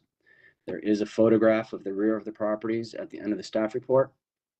However, the comparable proposal that was built at 24 S Street, that was built without a permit or the approval of the board and was sold before an enforcement action could be taken. The use of parapets instead of railings at the edges of the deck is the single design issue which has prevented staff from approving the applicant's building permit under delegated authority. Roof decks are light frame construction structures consisting of floor systems and railings that sit on top of the building. When not visible from the street, they are routinely approved by the board and staff because they are visually lightweight, do not change the dimensions or proportions of the existing building, and can be installed and removed without harm to the building. Open railings consisting of pickets or cables are important in achieving this effect. Using parapets instead of railings changes the considerations because parapets have characteristics more akin to an addition than a roof deck. In this case today, the parapets would be seamless with the walls of the existing building and would change the perceived height and proportions of the rear of the building. The deck would be an integral part of the building rather than a separate structure sitting on top of it. While the design guidelines for the historic district give flexibility to the design, materials, and character of rear additions and decks when not visible from the street, this flexibility is not limitless. The board is still charged by the Preservation Act to assure that alterations are compatible with the historic district, and even if not visible from the front. The board, using its principles of setback height and proportions, may still find an addition incompatible with the rear of a row of historic houses.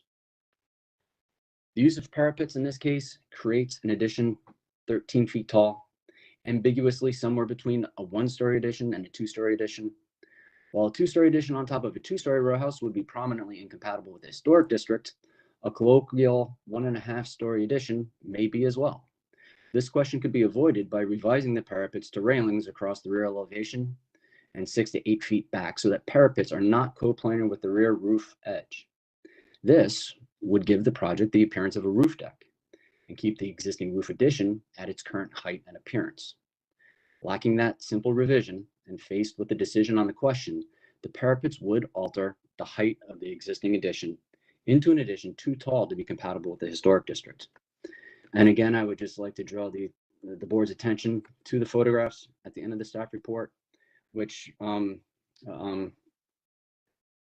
sorry to say, but conveniently for us today, show what this project would look like, because it would duplicate what's visible in the photograph at 24 S Street. But again, I have to emphasize that that was not approved. It was built by the developer, and it received final inspection from a third-party inspector without HPO's involvement. And by the time HPO discovered this unpermitted roof deck, it was too late for any enforcement action. While that is unfortunate, it does provide a visual example of what today's proposal would like to replicate. Staff believes that, as shown, that's an incompatible structure that should not be duplicated in the historic district. The illegal construction should not set a precedent. So the final recommendation, the HPO recommends that the review board find a roof deck with a solid parapet wall at the rear elevation to be incompatible in height, proportions, and scale, but that a revised proposal for a railing at the rear of the proposed roof deck, set back 6 to 8 feet from the rear roof edge, would be compatible with the historic district. Thank you. I'll remain on the line to answer any questions. Thanks, Brendan. Is the applicant ready to present?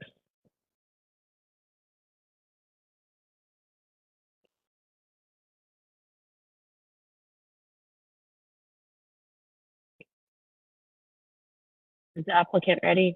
We can't hear you if you're speaking.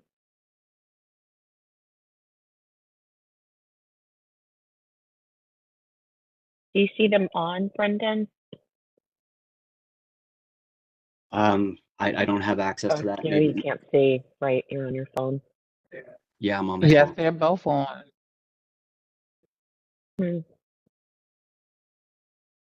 Are they muted?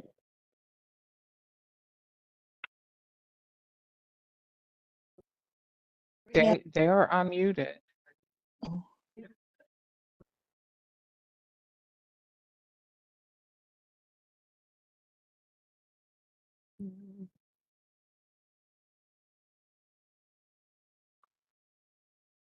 Is it James?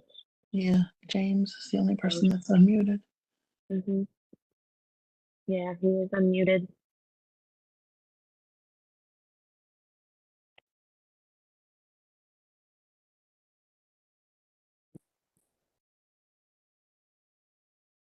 We don't have no speakers. Oh, actually we do. We have one. So while we wait for Yep, you just muted yourself, I think. Can you unmute again?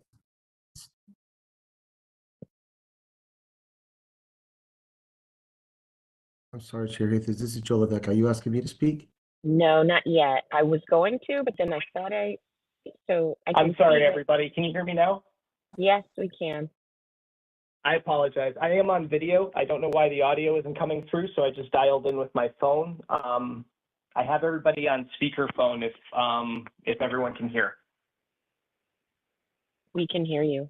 Mm-hmm. Okay, thank you very much. Thank you. Appreciate it, and apologies for the difficulties. My name is James Joseph. I'm a recent Bloomingdale homeowner. We're celebrating our 1 year here. My partner, Bobby, is in the background. Sorry for the blur. Happy to discuss this. I think that, and thank you for the opportunity. I think that everything that was said by HPO staff on what proposal for the project rings true. I believe that the issue that we have in consultation with the ANC, with Bloomingdale Civic Association, with our neighbors, is the application of certain scale and design guidelines to a roof deck only visible to a non-specifically historic alleyway in the Bloomingdale Historic District. I'm happy to answer questions on the construction choices or anything else, but I'll just run through a couple of quick points. The current addition that exists today is set back appreciably from the street and from the front facade by more than 27 feet. So that is why all the flag tests confirmed and the HPO staff has confirmed that nothing that's contemplated in this permit application would be viewable from a public street, from a side alley, et cetera. The only visibility would be, again, from that historic character or designated alleyway behind the property. The total length of that roof is about 30 feet. With 12 feet in diameter, which would probably be usable space following the construction of solid barrier walls. So you're looking, because it's a row house in Bloomingdale, at a relatively narrow space, and that's why we were trying to maximize the amount of usable deck space possible, resulting in a footage of approximately 350 square feet. The plan requires no expansion of the existing building footprint, no easements, no zoning variances or exceptions. This is simply the elevation of 42-inch parapet walls around that flat rooftop, the installation of stairs up to it, and just flooring putting down to make the surface walkable. So nothing in addition to that. I believe Brendan made clear the HPO recommendation. A few responses, I think, in terms of the historic character of Bloomingdale and then the guidelines as we interpret them applying to our properties in this neighborhood. First, as we stated before, there's absolutely no impact to the public street sightlines. The second major takeaway is that the alleyway has no particular historic characteristics or design elements, and that comes from the nomination materials for the historic district and the historic district guidelines itself, which cite garage houses, old buildings that are being maintained, and there's been no statement to the contrary that is untrue. We think that the plans align with the published definition of the Bloomingdale Historic District's character. I noted that the staff report cites the Historic Preservation Act, and obviously the board is charged with the good duty of maintaining historic character, right, of designated districts.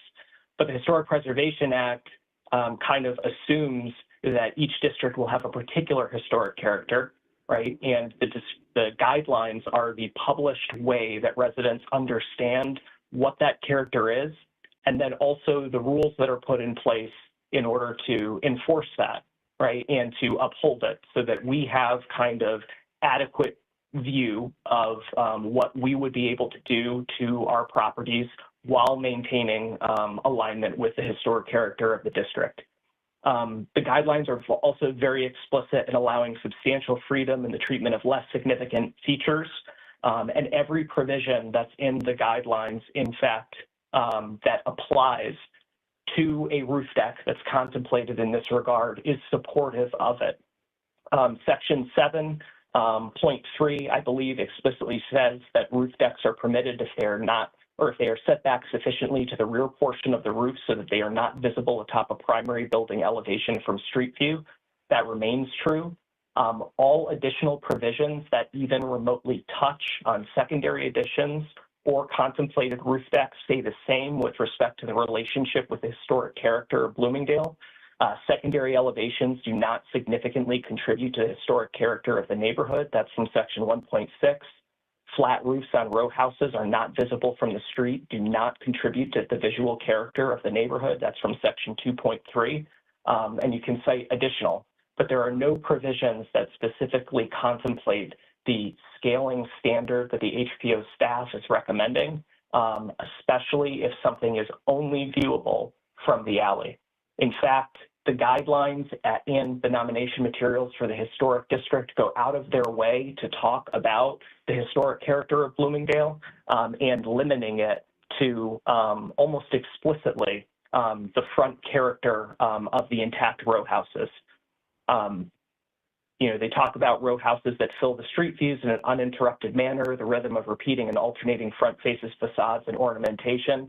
and again, give the utmost leniency to viewpoints from non-historically designated alleyways and anything that's not visible from the street view, in a balance to uphold the utilitarian nature, right, of what the rear of these buildings are designed to do for residents. From a materials and a design choice standpoint, and an aesthetic standpoint, and again, this is in conversation with the neighborhood or the neighbors, neighborhood association, the ANC, et cetera, we believe that a streamlined, intact set of parapet walls looks more visually pleasing than kind of the open railing concept that the HPO is recommending. I've ridden my bike and walked around the neighborhoods and looked at all manner of roof deck components, and they don't fit. I think, you know, Brendan rightly talked about them looking like add-ons. I think they look that way, but in fundamental construction perspective, they are not. It's not right to say that a railing component roof deck is easily removable from a home or from a residence. They impact the roofing materials in the same manner, puncturing the membrane and all of that sort of thing. So the removal of the installation of parapet walls versus railings isn't an easier standard. I wanted to touch one more point on recent Bloomingdale precedents in support of the approved proposed plans. The most direct standard is not 24 S Street, which is 2 doors down. It's in fact 64 Seton Place Northwest that had plans that were approved up through the board process. It has a similar 3rd-story addition, similar in height and scale to our building, and solid parapet walls were approved as part of that plan on the outskirts of the entirety of the 3rd floor addition's flat deck. They were permitted, they were signed out through the historic office, and they were constructed in that capacity. If you do look at scaling, because some scaling standard is applied in this instance, we believe that we still meet the requirements, thinking about the neighborhood construct, again, from the view of the alleyways. Looking at 24 S Street, which was the example that the staff brought up, while it is true that the parapet walled deck was constructed unpermitted, they did get an approval for their 3rd-story addition. And their 3rd-story addition height is actually higher than the height that was approved for my home, 18 S Street, in that the 3rd-story addition height is parallel or of even height as the front facade and front turret. Again, not visible from the front of the street, but of that size. 18 S Street is 42 inches below the top of the parapet and below the front facade. So even with the approval of 42-inch parapet walls, we don't ascribe to the belief that 42-inch parapets versus 42-inch black open railings or whatnot is more visually appealing or fitting in the historic district's character. But if you were to raise it, we would be of equivalent scale, right, to what was permitted and approved at 24 S Street. In addition to that, Seton Place, which I mentioned a moment ago, their addition of 42-inch parapet walls also only raises their 3rd-story addition to be equivalent in height to their front facade and front parapet. And another example would be 60 Randolph Place Northwest, which is just 1 street removed from us. The height of their 3rd-story addition, again, that was approved and permitted, is equivalent to the front-facing facade and parapet. So this is certainly, from a relative scale perspective, even inclusive of our request for 42-inch uniform parapet walls, is not out of norm for the neighborhood and actually matches previously approved items. I think that's where I would stop there, absent any questions. Fundamentally, we believe that the historic character of Bloomingdale is distinct, and the purposes of installing the historic district served particularized purposes, right? This isn't the same as the DuPont Historic District. This isn't the same as Downtown Historic District, et cetera. And in the painstaking review and approval process, from the nomination materials to the historic district guidelines, the historic district's character is explicitly laid out. And at every time where it mentions the difference between front-facing public street viewable items and the alleyways, it is very clear that the historic character is aligned with only the former. And it is also explicitly clear that every leniency is applied to the rear, or that the rear is simply not within the definition of the historic character that was defined for the Bloomingdale Historic District. So we view this instance as a place primarily where the HPO should not be blocking additions of this sort at all, because we don't believe that the historic character is misaligned at all with what we're attempting to do with the alleyway. But even if you did apply some sort of scaling perspective or recommendation on it, those other examples we believe still make our proposal conform with it without modification. So pending any questions, which I'm happy to answer, I think that concludes our request again for approval as submitted. And I believe there are also a couple of community members that are on the line that are interested in speaking if given the opportunity. We have one person registered who will speak. Okay. Okay. Any questions? I apologize. I just had one go back. This was presented to the ANC 5E committee, or I'm sorry, the whole body last week, and gained unanimous support and a letter of endorsement for our project in particular, but also in alignment with our view on the historic character of Bloomingdale as understood by the residents and communicated to the residents on its inception, and also their view of how the historic district guidelines should be applied to proposed rear alley facing only roof decks. And then we also presented at the Neighborhood Commission earlier this week and received an overwhelming endorsement, letter the same, with a vote for 11-2. Yeah, we have those letters in the file as well. Thanks very much, ma'am. Sorry, I just wanted to be clear. Thank you. Sure, thanks. All right, any questions from board members? No, thanks. Okay, then we will hear from the one person who's registered for public testimony, Joe Levesque, I think. Sorry if I'm mispronouncing it. No, it's Levesque. It's very common to pronounce it Levesque. Yeah. Sorry, I have a QUE in my name as well that also gets mispronounced. Yeah, there's a lot of letters in there that are not normally pronounced. Well, good afternoon, everyone.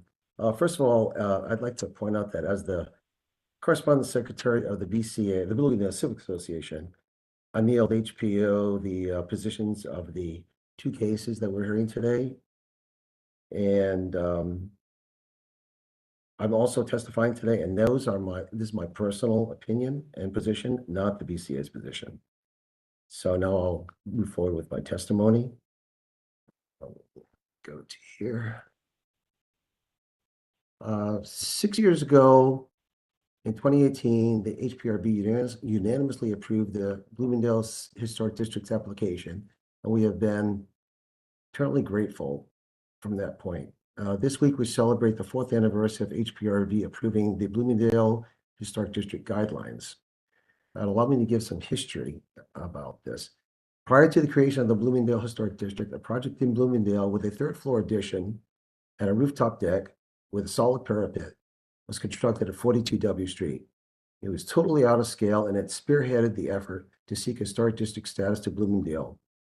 Granted, 42 W Street was visible from the street and extended into the rear, but it was a massive size that was so inconsistent with the unaltered 2-story buildings in that block, which threw fuel on the fire to create the Bloomingdale Historic District.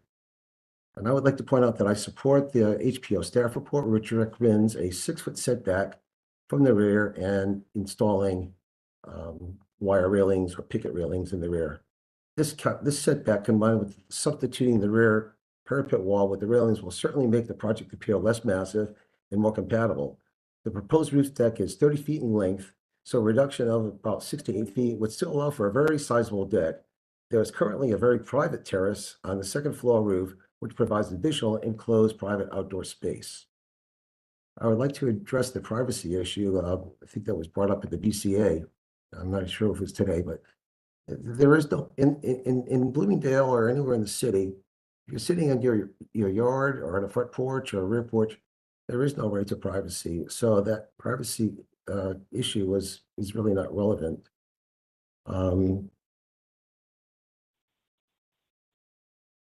This project is approved, it would set a bad precedent, and we would see several projects like this all over Bloomingdale, and I don't want to see one of these in my rear yard or my block. I believe that HPO's recommendation that's written by Brendan Meyer is a thoughtful and very reasonable compromise. It allows the rooftop deck project to move forward with minimal alterations while also complying with the principles of the Bloomingdale Historic District guidelines. And therefore, I urge the HPRB to support the HPO staff report. And that's all I have to say today. I appreciate your time. Thank you very much. Thank you. Does anyone have any questions for the witness today? All right. Thank you for your testimony. Excuse me, ma'am. I'm sorry. I apologize for not understanding procedure and anything. The only reason that I'm asking is another individual that's on the line says that they have their hand up, and I don't know if there's an opportunity for them to speak. Apologies. There's no hand. Like that's not how yeah, you are supposed to register in advance in order to be able to speak. Do you just have one person? Yeah, the individual is Brian Gaffney, and he's in the attendees bin, and he has his hand raised there. Yeah, you can't see that. So that's just not the way we operate. So Okay. a hand doesn't mean anything. Okay.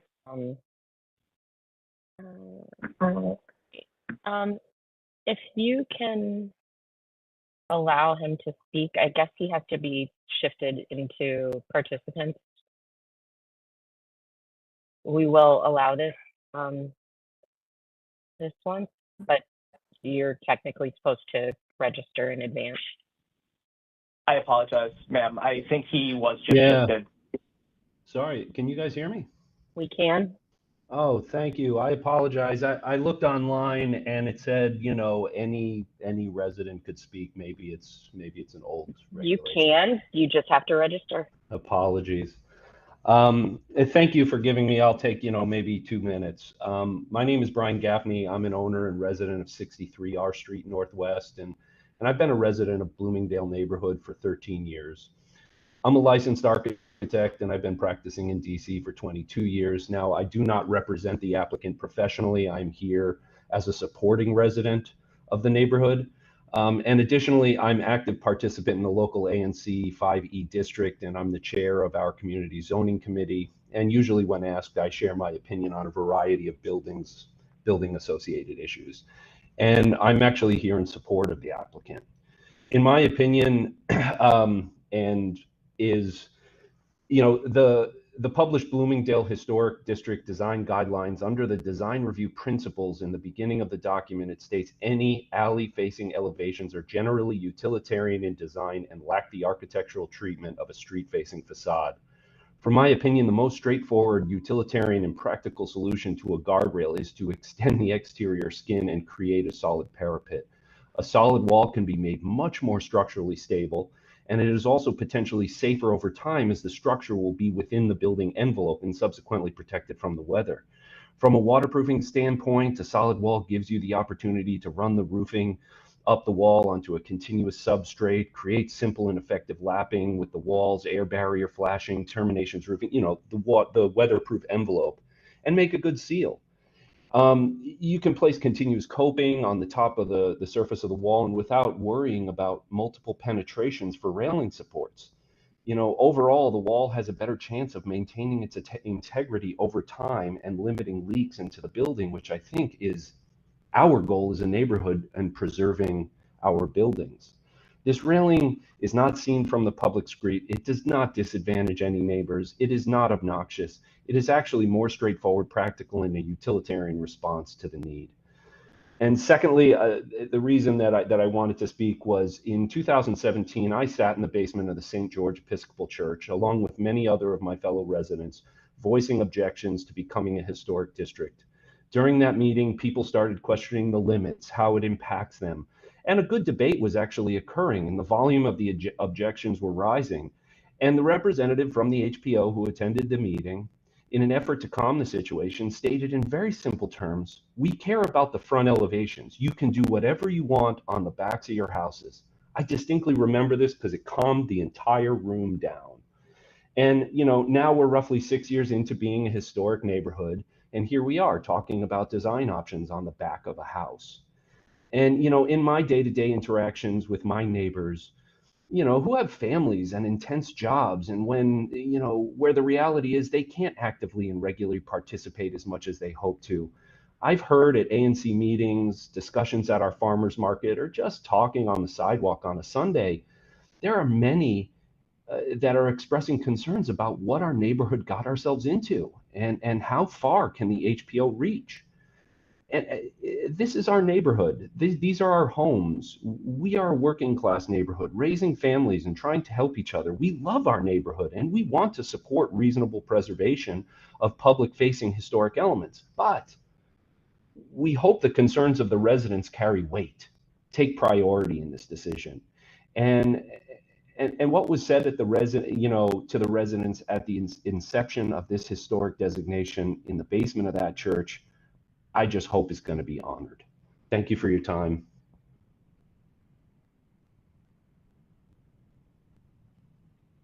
Thank you for your testimony. Is the board members have any questions for Mr. Gaffney? Nope, thanks. Okay. All right. Thanks. Any questions for the applicant from board members? You'll have a chance to speak. You don't need to raise your hand.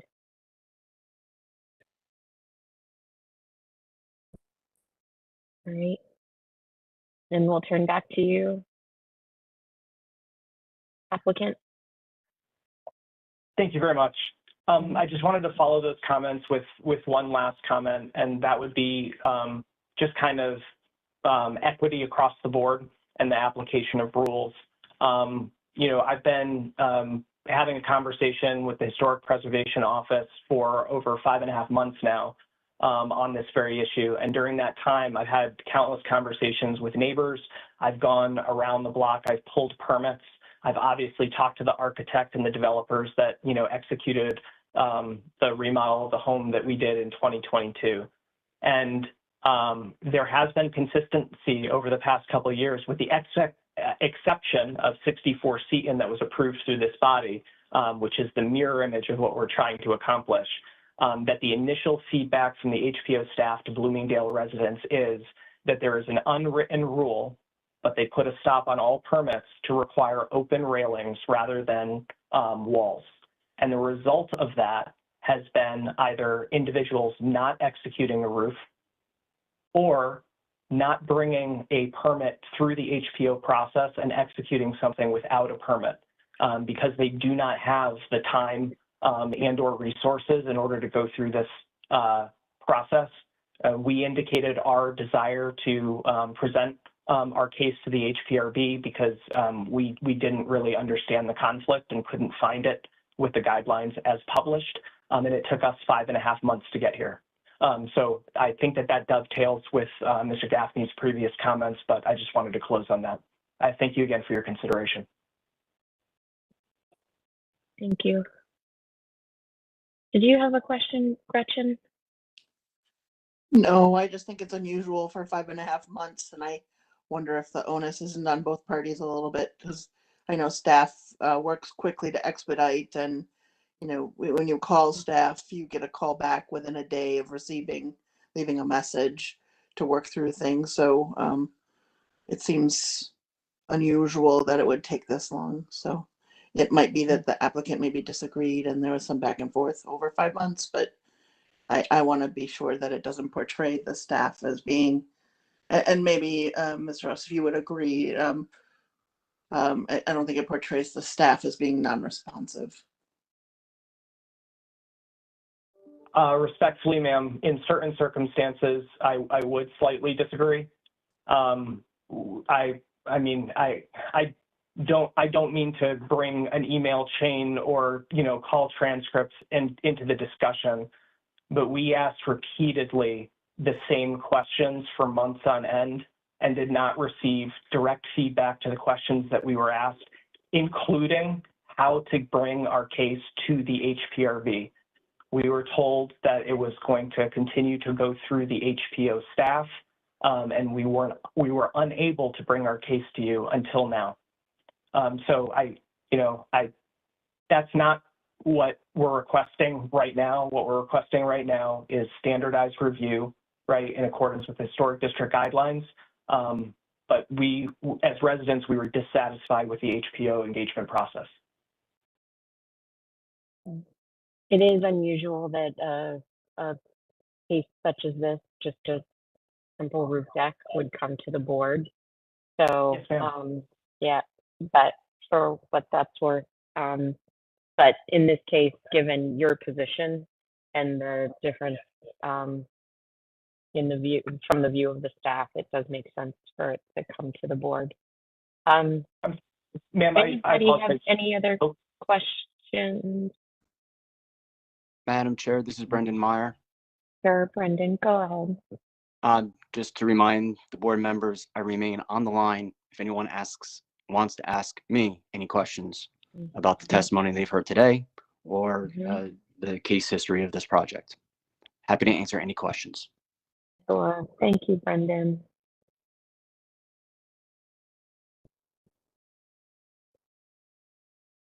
All right. No other questions from board members? Then are we ready to deliberate? Actually, I do have a question for the applicant. I know you've talked at length about the parapet at the rooftop, but one of the things that I think particularly works poorly right now based on the aerial, the perspective view, number 6 on this sheet that we've been looking at, are the walls along the stair. You still have to have a railing, but those walls, just the height of them isn't providing anything really for you with respect to the stair. Why do you need those wing walls along the stair in addition to your railing? You're muted.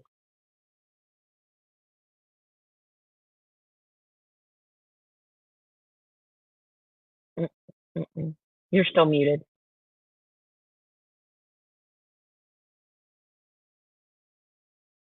Yeah, I can. Yeah, now you're muted. Yeah. I'm sorry. I don't know what's going on. I apologize.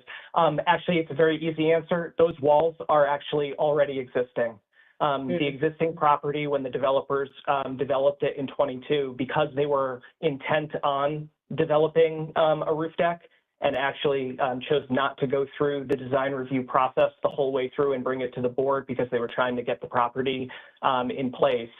They constructed those walls on either side of the stairwell and then left the stairwell, I don't know how to characterize it other than a ramp. So there's a pitched deck elevation that stairs would go on top of. So like they graded it.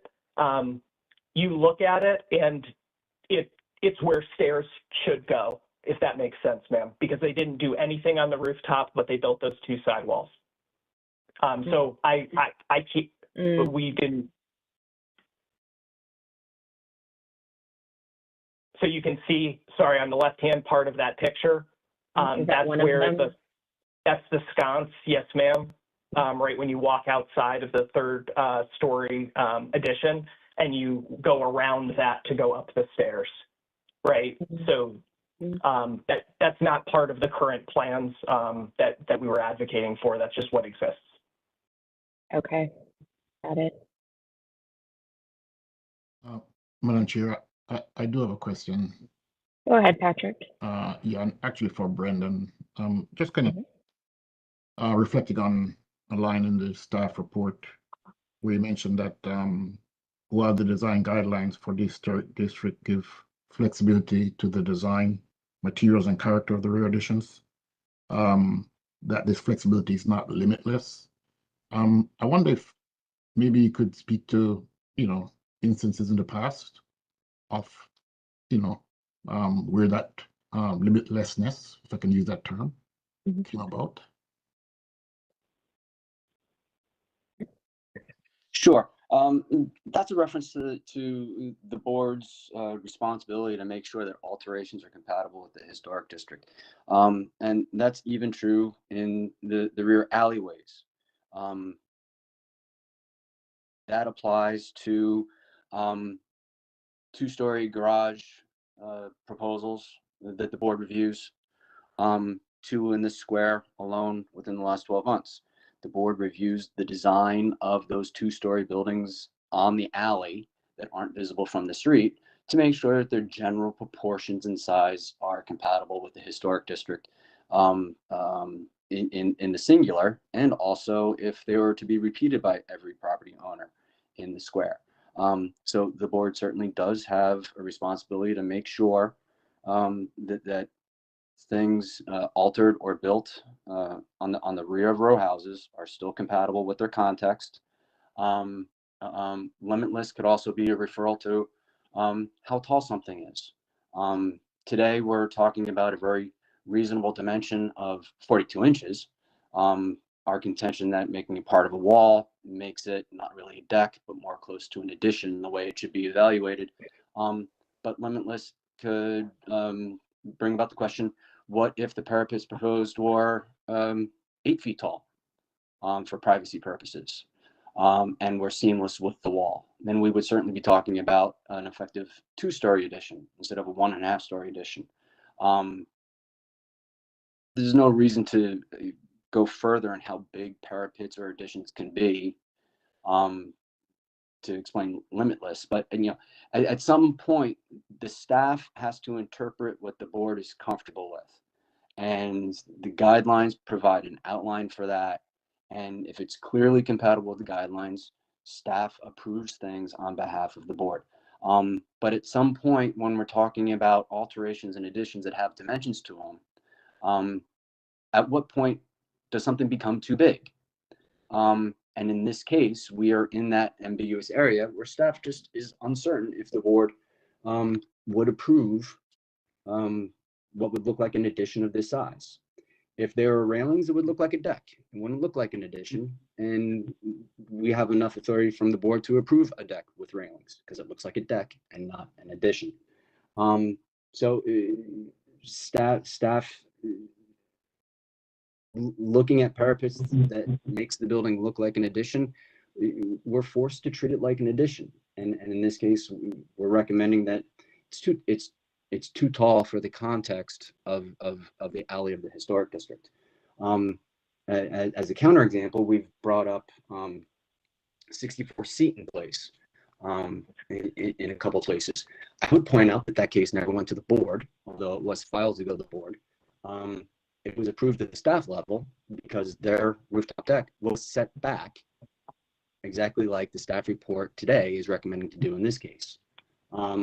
So it's very easy to bring up addresses, but when you look at the details of the designs and concepts, I would hold that there's a very reasonable pattern of decisions from the board and staff approvals, if we want to take a look at all of the addresses brought up today.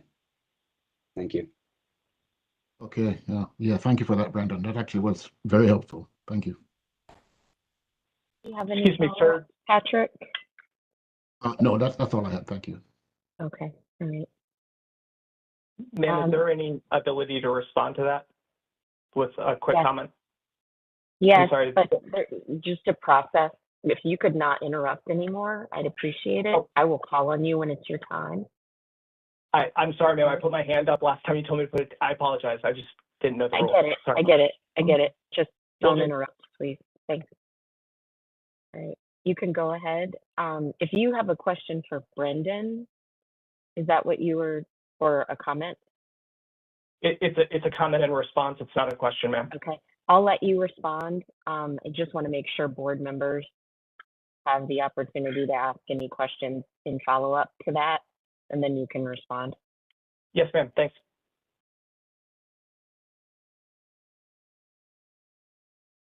All right. Anyone else? Okay. All right. So now is your opportunity to give your rebuttal or final statement before the board deliberates. Thank you, ma'am. Sorry, so just a few comments. Agree that, when there's ambiguity, the staff is in a rough position. It's our put here that there really is an ambiguity in what the published historic district guidelines state.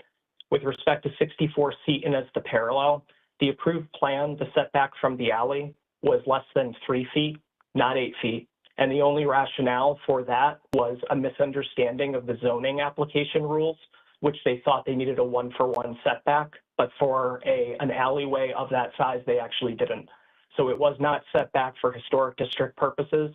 It was set back for that reason, in consultation with their architect, the owner, et cetera. The other items that I just wanted to bring up were the Historic Preservation Act, as I said in my initial statement, calls out the fact that this board is charged with maintaining the historic district character, but the guidelines define what that character is and how it should be enforced. And in every instance here, the character that is defined in the guidelines presented to the public for Bloomingdale is specific as not to apply in these circumstances.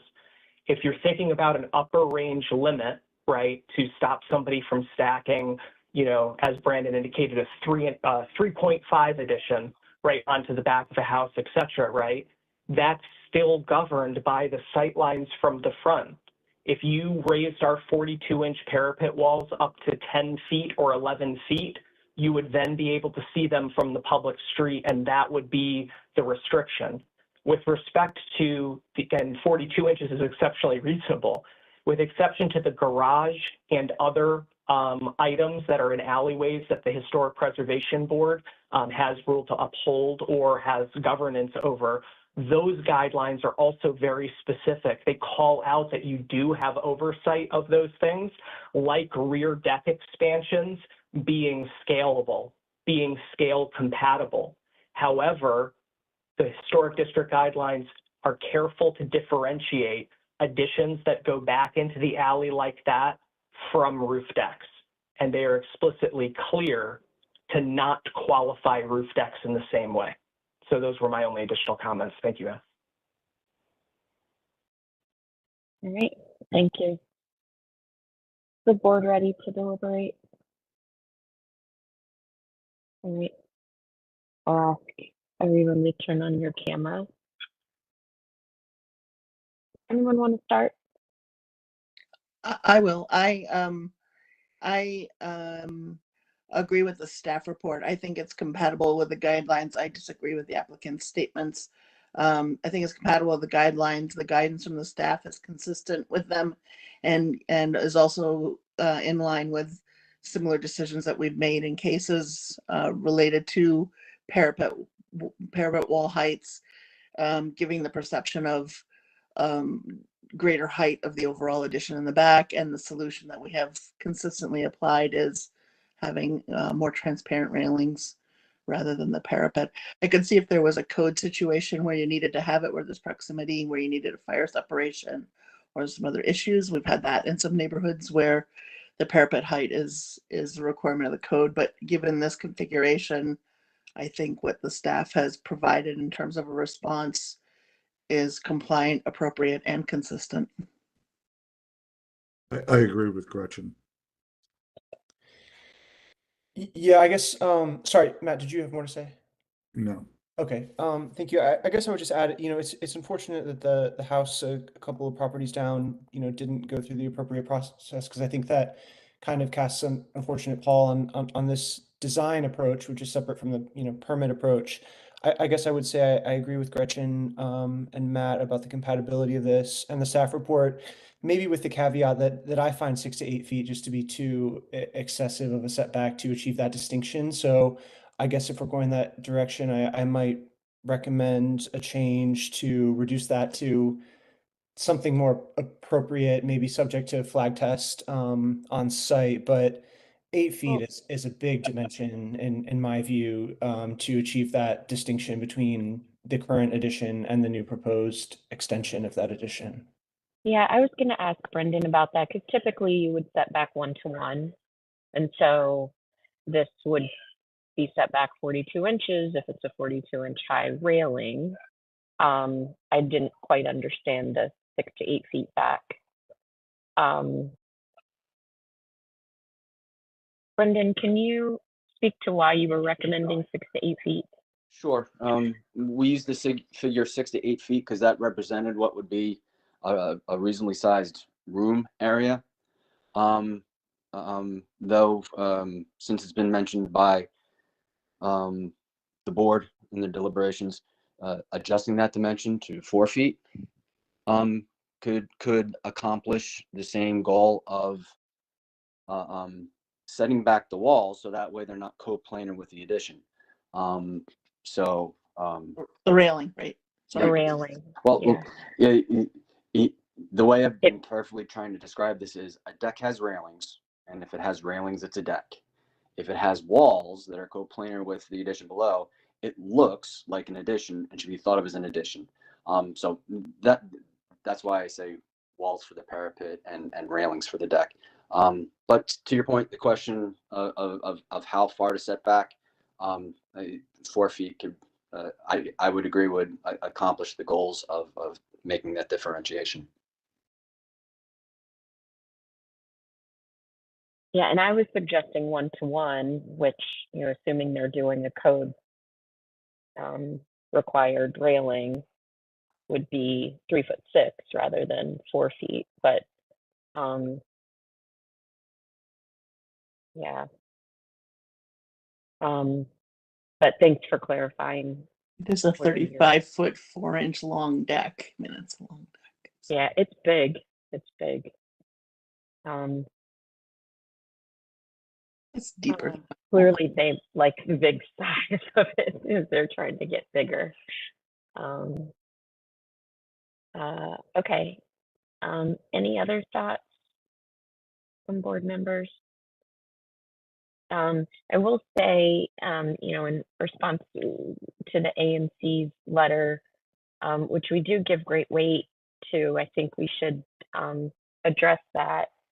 They've given their approval, I believe it was unanimous approval, and they specifically talked about allowing people to do whatever they want on the rear. And I think, just as a point of clarity, the board's position, as we've said earlier, has been that while there may be some flexibility, the board still needs to address compatibility within the historic district.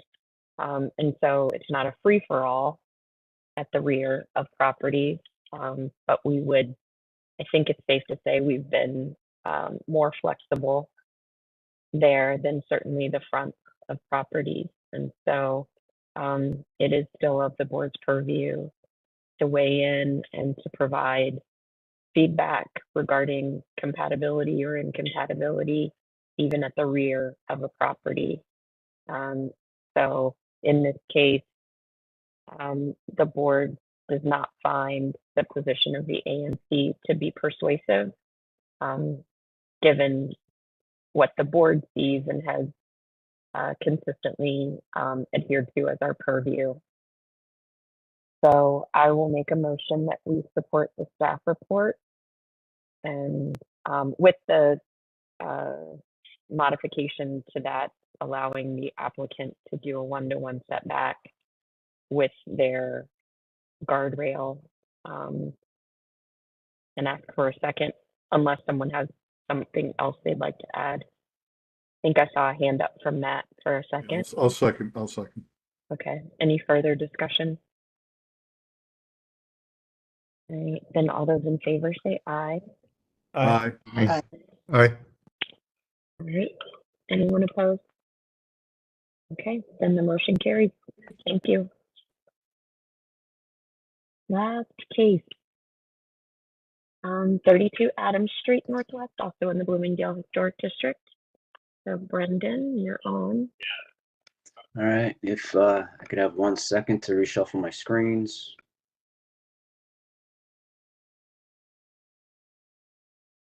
Okay. Thank you. This case is for 32 Adams Street Northwest in the Bloomingdale Historic District. It's case number 24-483. Ulysses Glee, owner of the row house at 32 Adams Street, seeks permit approval after the fact to replace the front concrete steps and walkway of his house with granite and flagstone. The property is a contributing row house in the Bloomingdale Historic District. And as just said, the work has already been done. It was done without a permit. So this application is for permit approval after the fact. If the permit is not approved, then the enforcement procedure would be that the owner would have to enter into a corrective work agreement with our office to bring the property back into compatibility if that's what the board decides today.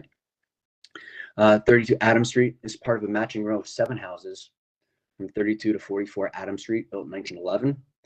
This is a very popular model of house in Bloomingdale and built during this time period, the first decade of the 20th century. On this square alone, on Adams Street and W Street, 22 houses of this model were built in 3 different groups. The houses combine a full-width porch with a projecting bay. The projecting bays are capped with turret roofs, which are engaged with the mansard roof, metal cornices, modillions. The front porches are supported by pairs of millwork piers or Tuscan columns, usually in an alternating fashion. There's a box newel at the steps that supports the wood, originally would have been a wood railing across the front of the porch. Porch slabs, steps, and walkways were done in concrete, which for 1910 was a very modern material. Concrete as a common building material really didn't start until after 1903, when the Panama Canal gave American industry a reason to produce massive quantities of concrete. So starting after 1900, you see a growing and growing use of concrete in common architecture. So concrete, in this case, very simply put, is a historic material. It is the original material for this row of houses when it comes to their porch slabs, their steps, and their walks. It gives a very distinctive visual appearance. This row of houses is very intact and has been altered only slightly, with some porch supports replaced with brick. That's very common. The wood pilasters and columns, after about 50, 60 years, get replaced with brick piers or metal scroll posts. That's a quite common alteration that happened around the 50s and the 60s. But other than that, the concrete steps and walkways of this row are still in original condition, except for 32 Adams Street. A building permit is required to repair or replace front steps and walkways in a historic district. 4 permits were issued for 32 Adams Street to renovate the interior and construct a small non-visible roof addition, but no permit included alterations to the front exterior of the house. The walkway and steps at both the porch and the sidewalk had been concrete. The staff report does include a photograph of a neighbor's property in its original condition, so the board can see what 32 Adams Street looked like before the project was constructed. That's juxtaposed with the photograph of 32 Adams Street as it appears currently with the unpermitted construction. During construction, the steps were reconstructed with rough random-sized granite risers and chisel-cut treads, and the walkway was repaved with irregularly sized flagstone. Staff inspector cited the work for being built without a permit and issued a correction order to either restore the steps and walk back to their original appearance or obtain a retroactive building permit for the completed work, which is what the applicant is asking for today. The historic district was designated in 2018. In 2020, the board adopted its guidelines. In those guidelines, section 3.0 concerns front steps and walkways. That section explains that concrete steps should be preserved and that the removal is unpermitted. If reconstruction of steps is necessary, it should be done to match original appearances, and that resurfacing concrete walks is discouraged, but if done, should use large monolithic stone pieces that replicate the general appearance of concrete. And staff has interpreted that last one, 3.3. To replicate concrete, obviously repouring new concrete or using new concrete panels would replicate what concrete looked like. If we're going to use a different material, how do you replicate that plain background neutral appearance of concrete?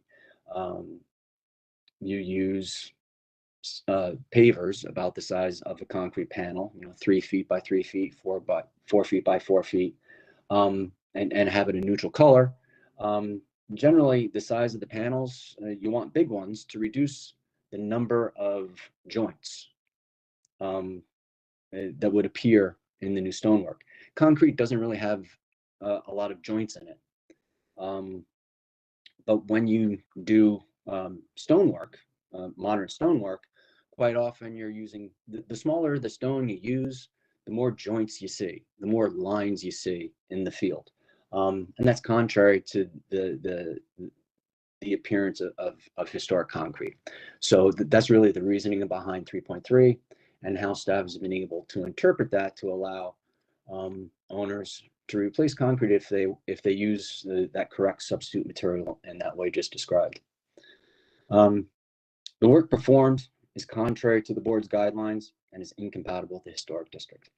The irregular surface of the granite and irregular shapes of the flagstone give a prominent style to the architectural components with a lot of joint lines in it that in their historic and the steps in the walk in their historic configuration are otherwise plain and inconspicuous without a lot of joint work.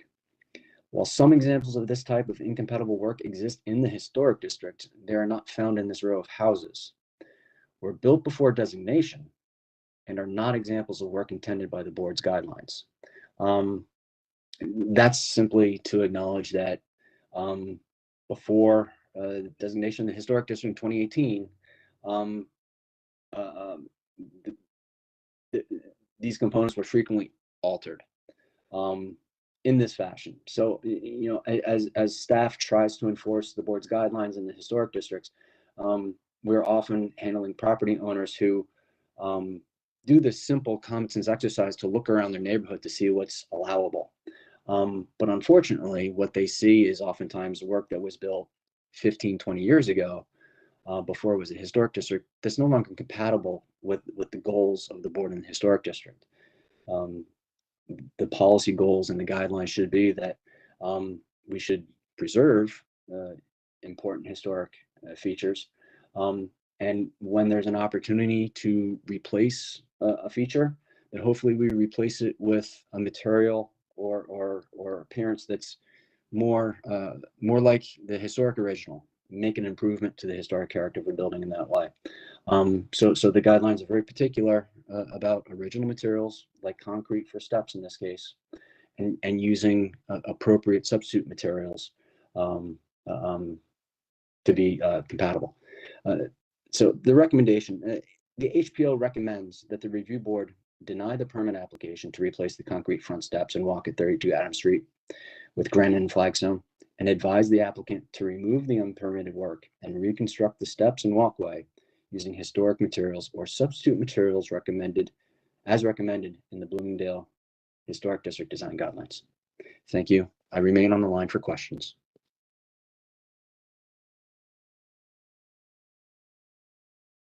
Thanks, Brendan. Board members have any questions?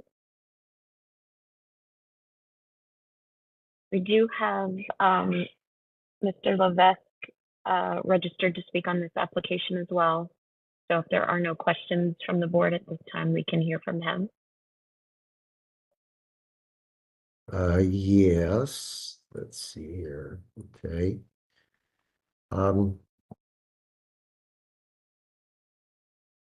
I think I have to go to, I have a couple of different emails here. Okay, here we go. I'd like to express my opposition to the HPR. I'm sorry. I'd like to express my support for the staff report for 32 Adams Street Northwest. The materials which were applied to the stairs at the front walkway are inappropriate for a Victorian home in the Bloomingdale Historic District. Limestone of random sizes and odd shapes, pieces of granite were installed without a permit. This type of work is something that you might find in a new construction, perhaps in McLean, Virginia, and it's not appropriate for a Victorian home in the Bloomingdale Historic District.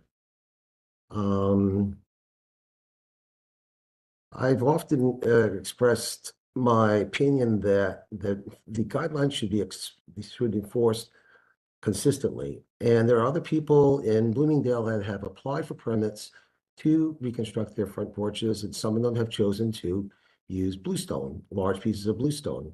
And it would be unfair to allow these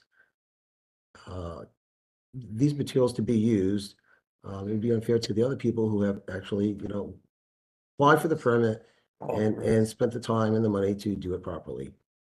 If the owner at 32 Adams Street had applied for a permit, we wouldn't be discussing this project. No one really wants them to have to remove the steps or the materials, but that's the consequences sometimes of doing things that you shouldn't have done, that you should have applied for a permit. You would have understand what you need to do or what you can't do. And, you wouldn't receive an infraction. So unfortunately, we are faced today with a situation where these materials are just not appropriate for a Victorian home. They're busy, they're distracting. I live a block away from it. I went and looked at it. I thought, it's just, they did a beautiful job on the facade. Everything looks great. This is the one thing that really detracts from the home. It's just way too busy and the material is not appropriate. I thank you for your time. Appreciate it. Contractor would have known better. Thank you. Any questions for Mr. Levesque? All right. If not, unless board members have questions, we would be ready to deliberate. And so I'll ask board members to turn on your cameras.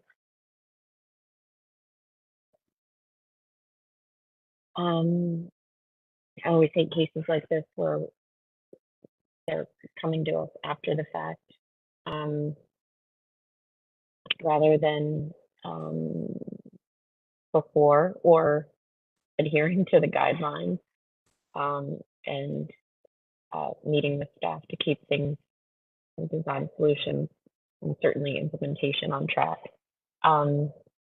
So I'm in support of the staff report here, and would be open to other comments from board members. I think I think we don't really have much of a choice, to tell you the truth. Mm-hmm. Yeah, agree. Yeah, We're always put into a bad position in cases like this. I guess I have a question, Chair Heath, if I could, maybe a speculative question. When I visited the site, it really does appear, and when I compare the kind of dimensions of what's currently there against the historic photos and what I can see from Street View, it really does seem like this material was just put directly on top of the historic fabric. It's not a question of replacing the historic fabric. This was just laid directly atop it. So I wonder if there might be a solution of just removing it in such a way that wouldn't damage the substrate. I don't know if that's even possible. But I guess if not, we'd be faced with the kind of preservation conundrum of requiring the removal and restoration of something for aesthetic value that also necessitates the removal of the historic fabric underneath. Which seems like kind of a lose-lose, but I guess that's the situation we're faced with. If that's the case, that makes this simpler for them. Yeah, I mean, when you look at that first stair and you compare it against the historic photo, you can see the dimension is just drastically different. I don't know, you can't see it in this photo, but when you look at kind of the side view of the stairs, the concrete steps are there. They're there underneath the stone.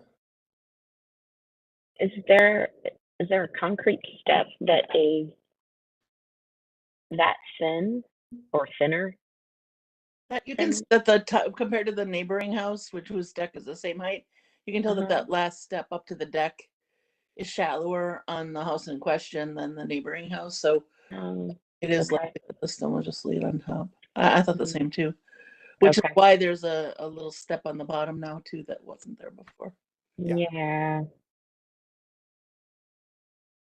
The other thing, the railing is also not code compliant, which may be because there wasn't a step there before. Exactly. Yeah.